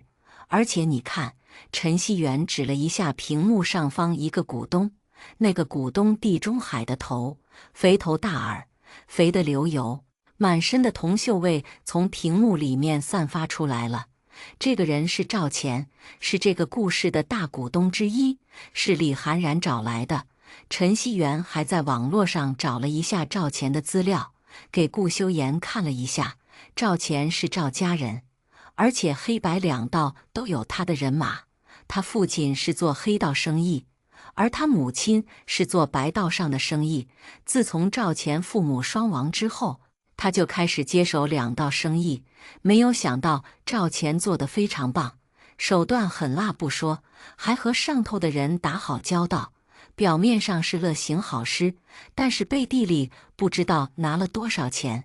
这个人很难对付，人脉特别的广，有很多人都簇拥着他，因为他做的善事实在是太多了，电视上都有他的报道。陈锡元想到这个不义之举，真的很难为这个赵钱居然可以做得出来。每次善事活动的举办，都是他第一个出钱，出的也是最多的，但是他也是最后收钱收的最多的那个人。表面上是做慈善机构，但是背地里却要了那些捐款的钱，他只拿了一点点捐给山区的孩子们。不过报道也没有说这件事，因为赵钱的做法实在是做得太精密，让别人挖他的事情门都没有。赵钱以前是做黑白两道的生意，自从最近严打得比较厉害，赵钱就金盆洗手，就开始做白道的生意了。但是黑道我不相信赵钱不会继续做下去。顾修言想了一下，这个赵钱一看就是思想非常缜密之人，对于黑道这种赚大钱的东西，他能不继续做吗？那是不可能的事情。不过这个赵钱居然成为了顾氏股东之一，还真是让人意想不到。陈锡元看着这个新闻视频，还真是觉得无比惊讶。看来顾氏真的是成为了李家之地了。所谓的就是新官上任三把火，乔希雪对于管理公司的事情肯定还有欠缺。2年都在顾氏工作的他，在公司内部的人气并不是很好，有蛮多员工排挤乔希雪，就因为之前在网上流传的一个视频，抢了乔明月妹妹的未婚夫的那个视频，导致大家对乔希雪开始了议论纷纷，说乔希雪是小三的最多。乔希雪到底是怎么坐上这个顾氏总裁位置的？至今为止，乔明月都还理不清楚头绪。顾修言有点疑惑了。最近这一件事可谓是闹得满城风雨，莫雪兰退位，乔希雪上台，弄得可是沸沸扬扬的。而且莫雪兰自从离开顾氏了之后，那可是一次面都没有露出来过，这个又是怎么一回事？修言，你们在说什么？乔明月终于肯下来了。乔明月穿着比较严实的衣服，脖子上还有很多的吻痕，在悠悠的揶揄眼神之下，他终于是硬着头皮下来了，因为肚子真的很饿，不下来的话也没有东西吃。陈锡元看到悠悠的表情，就知道乔明月为何穿着那么严实了。因为刚才陈锡元上去的时候就没有看得太真切，乔明月的样子被顾修言全程给挡住了，眼神瞬间就变了，看着顾修言的表情露出了微妙的神情。顾修言也察觉到了陈锡元的表情，看着陈锡元几眼，怒骂道：喂喂，锡元，你这是什么神情？怎么看起来非常不一样？你到底在看什么？陈锡元悄声地走到顾修言的旁边，小声地说道：修言，你们昨晚到底多久才睡着的呀？做得那么激烈，也不怕被人听见的吗？滚！顾修言一个眼神飞了过去。这个陈锡元说什么不好，偏偏这么紧张的环境之下，还拿这一件事来调侃他。好好，不说了不说了。陈锡元陪笑着不说话，看到顾修言有着一些尴尬和冷漠，真的不再调侃他。明月，昨天不是你生日吗？你怎么不告诉我一声啊？悠悠有点小生气地坐在座位上，嘟着嘴巴，盯着乔明月。乔明月喝着豆浆，看了看悠悠几眼，脸色有些微红。昨天修言带去过生日了，非常的有意义。真的吗？都去哪里玩了呀？悠悠还真的是没有想到，顾修言居然带乔明月去玩，该不会是像普通情侣那样去看电影、玩游乐场什么的吧？乔明月看着悠悠的表情，就知道悠悠肯定想对了，于是就迎着他的思想说了出来：对的，你猜得不错，就像是情侣一样的约会，去看电影、坐公交车，然后玩游乐场。你们还坐了公交车？堂堂顾氏企业的大总裁，居然去坐公交车？悠悠呼哧呼哧地笑了起来，还以为顾修言不会去坐那种车子，他居然带着乔明月去坐公交车。乔明月抬起眼，不敢看向顾修言，一脸害羞，心里扑通扑通地跳着，心里又是害羞，又是非常的紧张。顾修言亲了一下乔明月的额头，看着他熟透的脸颊，温柔地摩擦着乔明月的脸蛋，说道：“你怎么脸那么红啊？该不会是……”顾修言邪魅地笑了一下，看着乔明月几下说道：“该不会是你害羞了吧？”乔明月脸颊更加红了，直接给顾修言一个眼瓜子：“你才脸红呢，你全家都脸红。”乔明月这样想着，但是一想到这个全家都脸红，那不是包括他了吗？顾修言，你……乔明月脸色因为害羞的白里透红，害羞的眼神闪烁着不一样的光芒，白皙的皮肤上带着点点的红润，额头上散落了一头发下来，非常的艳丽，非常的妩媚。顾修言伸出手，帮着乔明月把头发撩了上去，轻笑地对着他说道：“明月，你这样做太犯规了，真是让我恨不得想要一亲芳泽。”乔明月身子一僵，直接推开顾修言，跺了跺脚说道：“顾修言，你真的好讨厌。”说完就想要转身离开，但是却被顾修言抱着了腰间。乔明月从脖子上感受到了顾修言温暖的气息，吐露在自己的脖子上。乔明月想要挣扎，但是耳朵旁却传来了顾修言疲惫的声音：“就让我靠一下，就一下下就好。”乔明月再也没有动弹，身体直直地站在那里，没有任何动作。啊！顾修言突然地坐了下来，乔明月跟着顾修言的动作，就这样坐在了他的大腿上，突然直接地往后倒，让乔明月一种失力，还以为自己要倒下去了呢。“你做什么呀？”突然就坐了下来。乔明月轻轻地捶打了一下顾修言的胸膛，眼神带着些许的怒气，红润的嘴唇一张一合地骂着顾修言：“这不是站久了累了就坐下来了？”顾修言一脸坦然，完全都没有理会乔明月生气的表情。“你这样吓了我一跳。”乔明月气鼓鼓的，脸颊微动，就像是一个仓鼠一样，眼睛瞪得大大的看着他。“好好，是我错了还不行吗？惹你生气了，真的对不起了。”顾修言首先承认了自己的错误，伸出手刮了一下乔明月的鼻子，失笑着说道：“哼，知道就好。”乔明月趴在顾修言的胸膛里面，闭上眼。顾修言的怀里真的好温暖，宽大坚硬，而且又有安全感。乔明月好怀念这个感觉。明月，乔希雪坐上了顾氏总裁的位置。顾修言的声音响起，乔明月心里一惊，乔希雪坐上了顾氏总裁的位置，这个到底是怎么一回事？这个是怎么回事？乔明月急忙地问着顾修言。乔希雪是和李涵然有关系，并且昨晚上也开了记者会议，说自己坐上了总裁的位置。顾修言摸着乔希雪的发丝，闻着她头发上淡淡的花香味。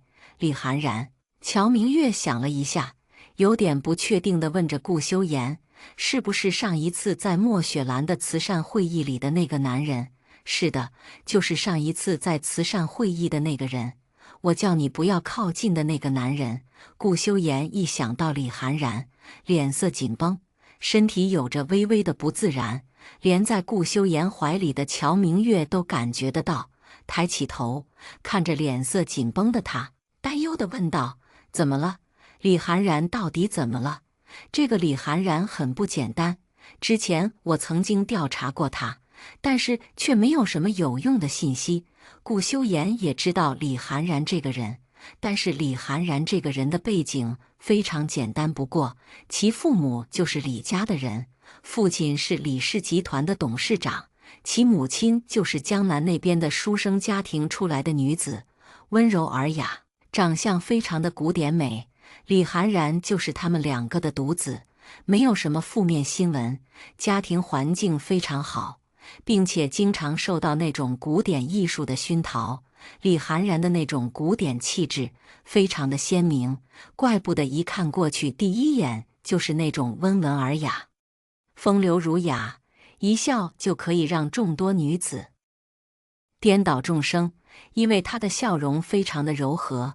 不过顾修言却是知道李涵然的为人，虽然表面上是这种类型的，但是背地里做了多少勾当肯定是有的。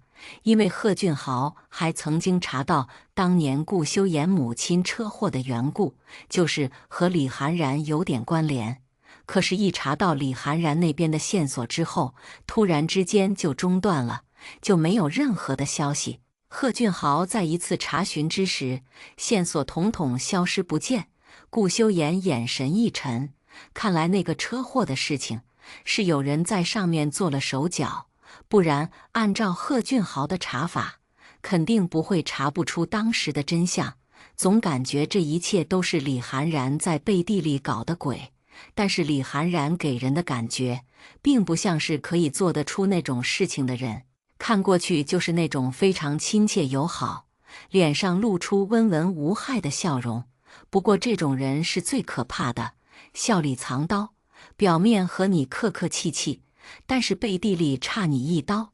可能你还不知道，乔明月对于李涵然的了解非常少，基本上都只是在报纸上见过他一两回而已，但是在微博或者热搜或者其他的地方都没有见过什么信息。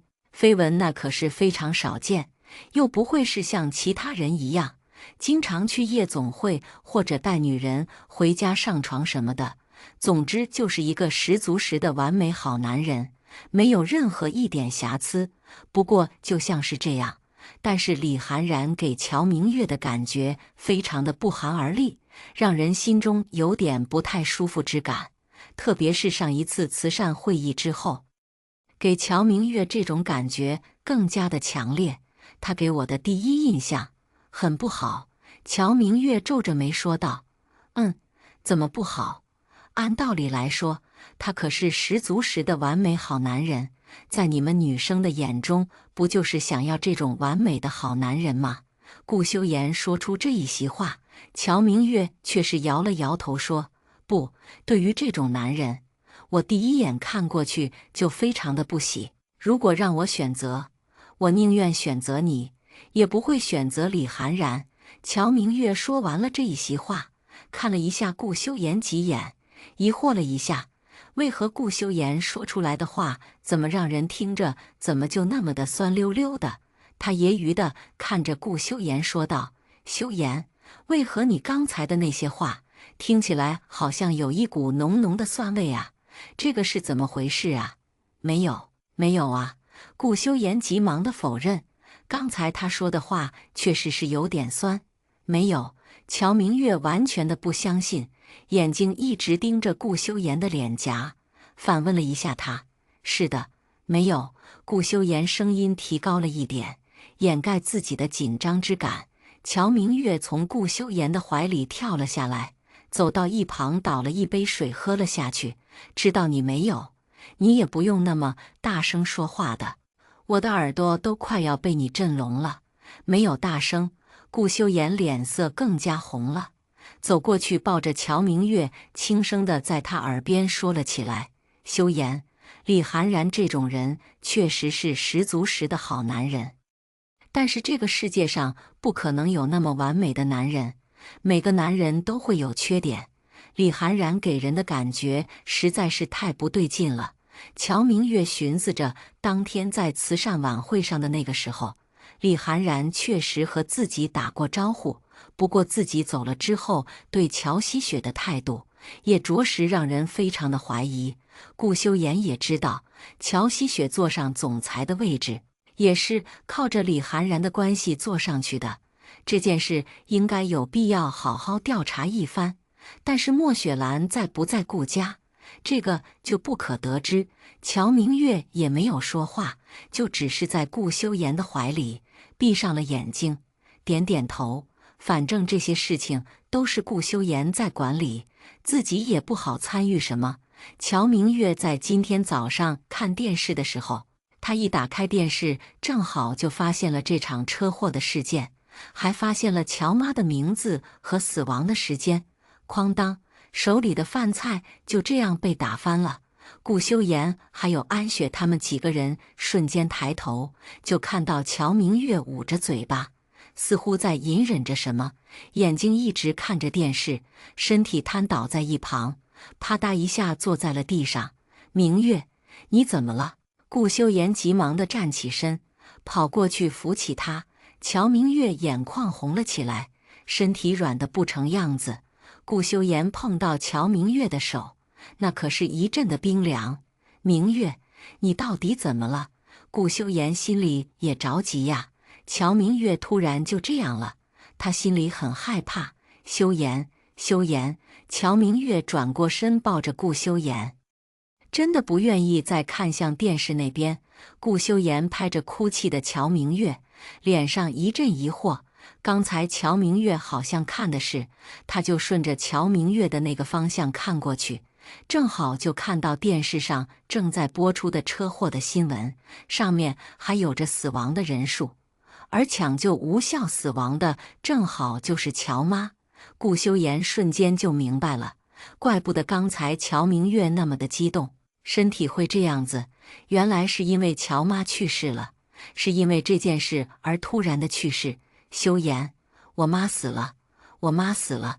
乔明月原本以为自己脱离了乔家，自己就不会再对乔家有什么感情可言，但是乔妈突然之间就去世了，还真是让乔明月接受不过来，心里被刀割了一样，真的好疼，脑子里一片的混乱。怎么好好的一个人突然就被车撞了，而且还是抢救无效死亡？这个到底是怎么一回事啊？自己的亲生母亲就这样突然的死去，还真是让乔明月受不了。虽然当初乔妈对乔明月不好，可是乔妈也是生他养他的亲生母亲，没有什么感情是不可能的。好了，明月，人死不能复生，不要难过了。顾修言拍了拍乔明月的后背，试图让乔明月好受一些。乔明月浑身颤抖，眼泪啪嗒啪嗒的掉。这下早餐也没有吃成，乔明月就自己一个人回房间去了。顾修言也知道乔明月的心情，也没有打算上楼找他，反而是出门去顾氏企业那边看看，再打电话给悠悠，让他过来陪一陪乔明月。悠悠第一时间赶了过来，发现吴妈正站在乔明月的房门外，可怜兮兮地看着悠悠。悠悠小姐，你来了呀？我不管怎么敲门，乔小姐就是不愿意出来。他们两个好担心乔明月。从今天早上开始，乔明月的脸色就有些不太对劲。吴妈，你不要着急，我进去陪明月聊会天，先去忙吧。悠悠劝慰吴妈说道。吴妈放心地说道：“悠悠小姐，你要好好的和乔小姐说哦，我真的好担心她。”悠悠笑着说道：“知道了。”悠悠站起身，敲着房门口问道：“明月，我是悠悠啊，我进去可以吗？”悠悠站在门外好一会，敲着门，里面还是不见有应答。“明月，你再不开门，我就进去喽。”悠悠又叫了一声，还是依然不见有回应。悠悠就叹了一口气，握着门把开门走了进去。他进去之后，就看到了乔明月正在那里画着设计图。悠悠走过去，眼睛盯着设计图看。“明月，你别画了，你再这样画下去，这一张设计图都被你给毁掉了。”悠悠看着上面混乱的笔触，还有胡乱的线条，马上阻止乔明月不要再继续画下去。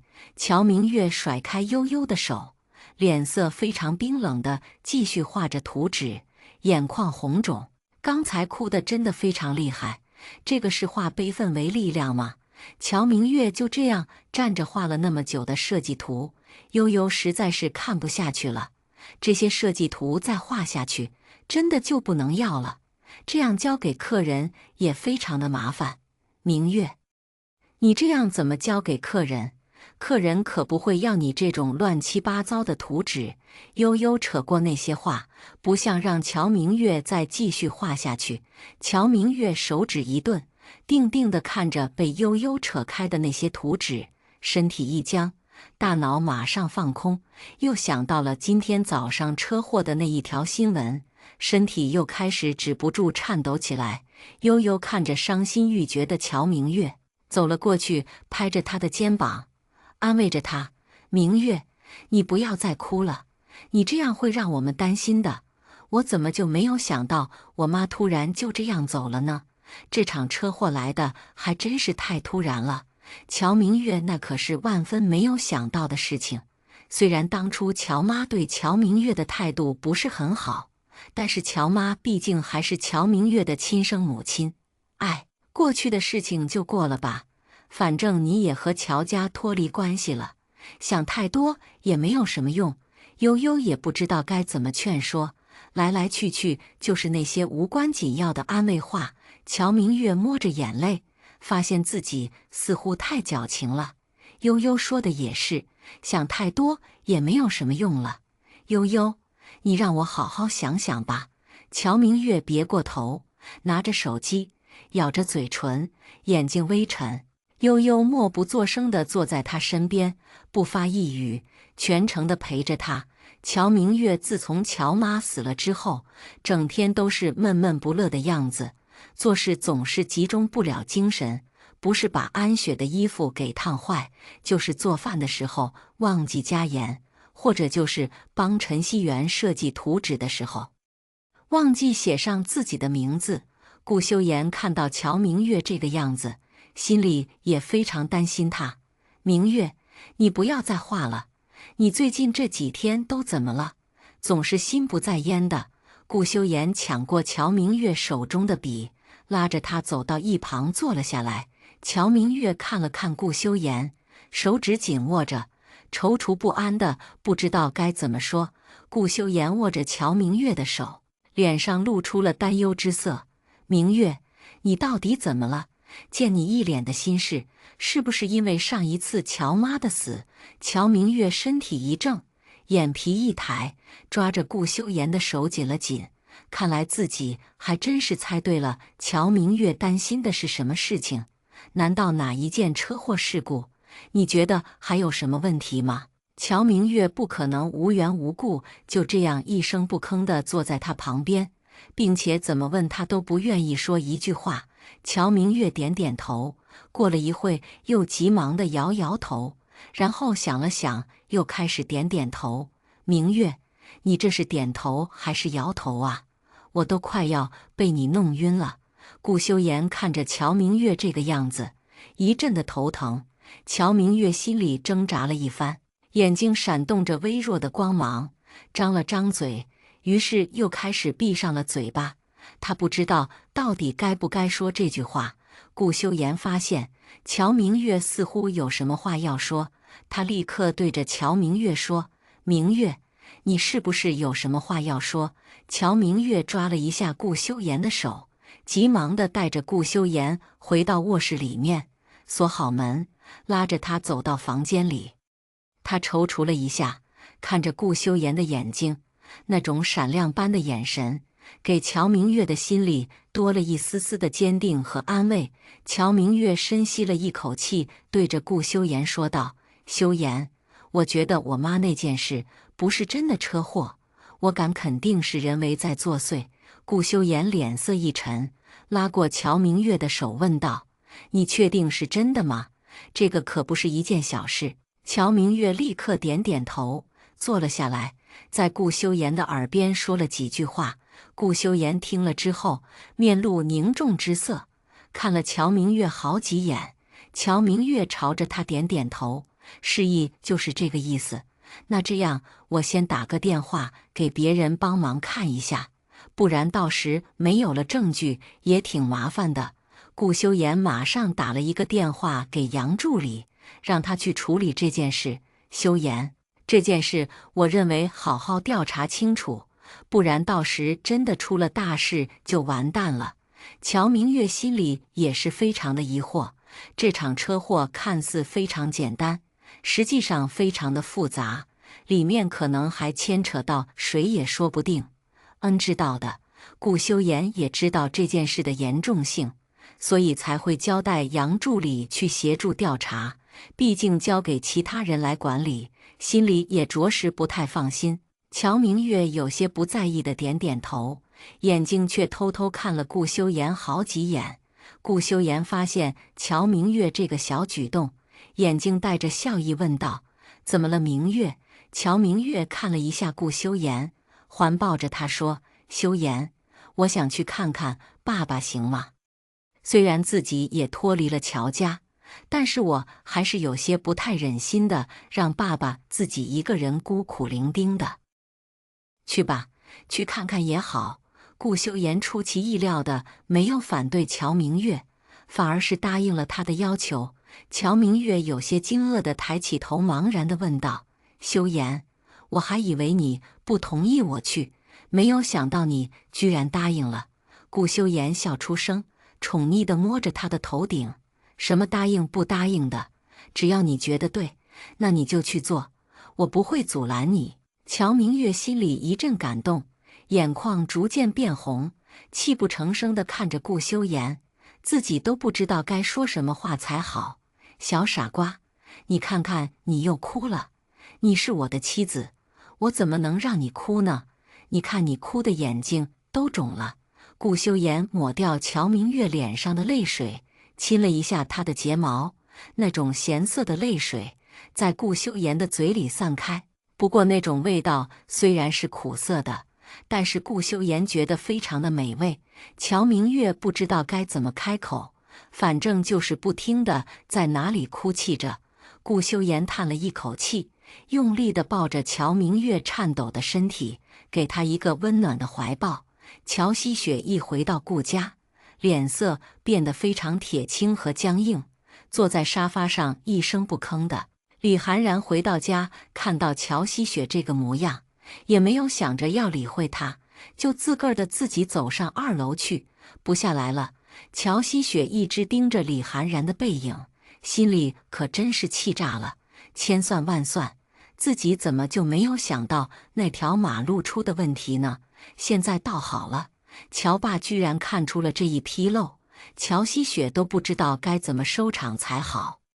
乔希雪本来还想着今晚把钱打给那个开货车司机的家人，但是现在还真是不想给了，面露焦色，神情非常的不稳定，一直在客厅里面走来走去，要不直接找一个人做替罪羔羊，这样乔爸也不会怀疑那么多，不然天天打电话过来问调查的进程，也是让人不甚厌烦。“怎么，你在哪里一直走来走去，不烦人吗？”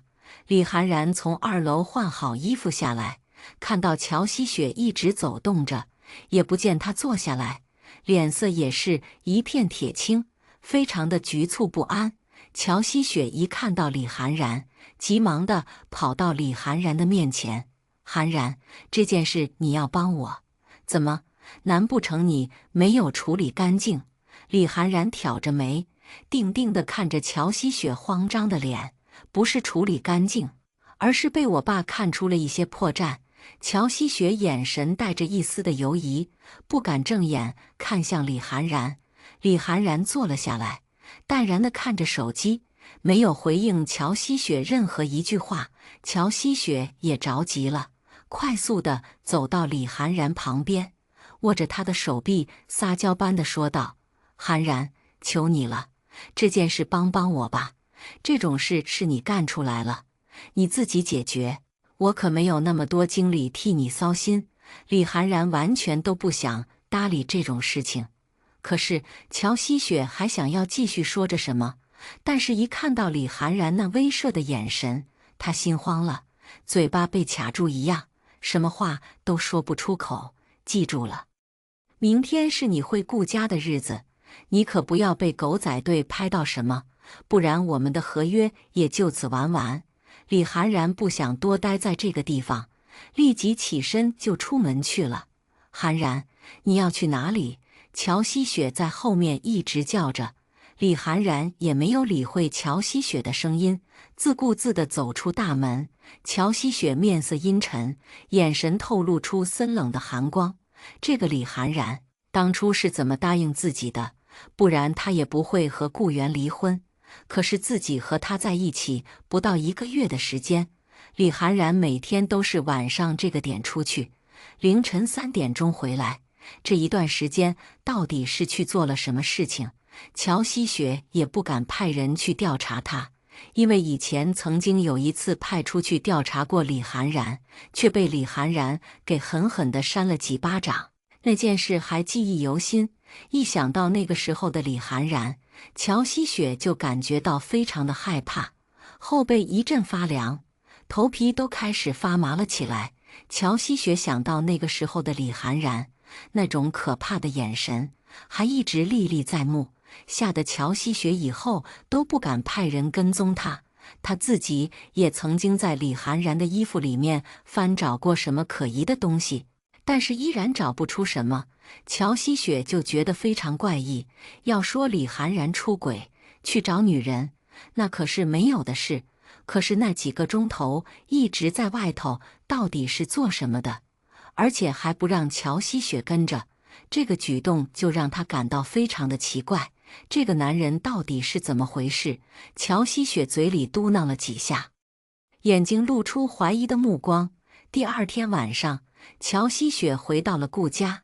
她一进门就看到莫雪兰还有乐乐在客厅上玩耍，好不欢乐。妈妈！乐乐一看到乔希雪，马上跑了过来叫了一声。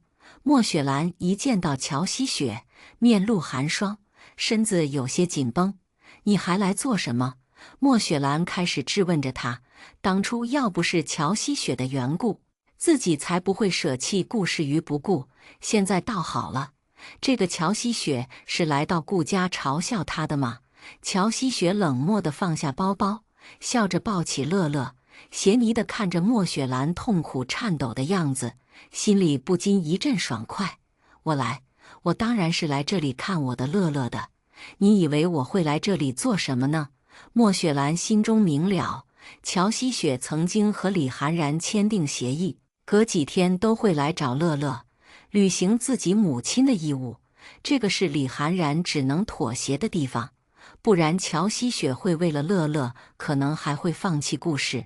李涵然是不会允许乔希雪放弃顾氏，因为他要掌控乔希雪来管理顾氏。莫雪兰对于李涵然的这种做法，她怎么可能会不知道呢？她可是清楚的不得了。但是莫雪兰看了一眼乔希雪，但是像乔希雪这个愚蠢的人，应该不知道李涵然是为了顾氏才和乔希雪签订协议，顺便让他回来看望乐乐的吧。这个李涵然还真是弄了一副好棋，让莫雪兰不得不佩服这个人的心机。这个所谓的就是道高一尺，魔高一丈。莫雪兰败就败在自己太过于相信乔希雪了，她只是没有想到乔希雪居然会倒打一耙。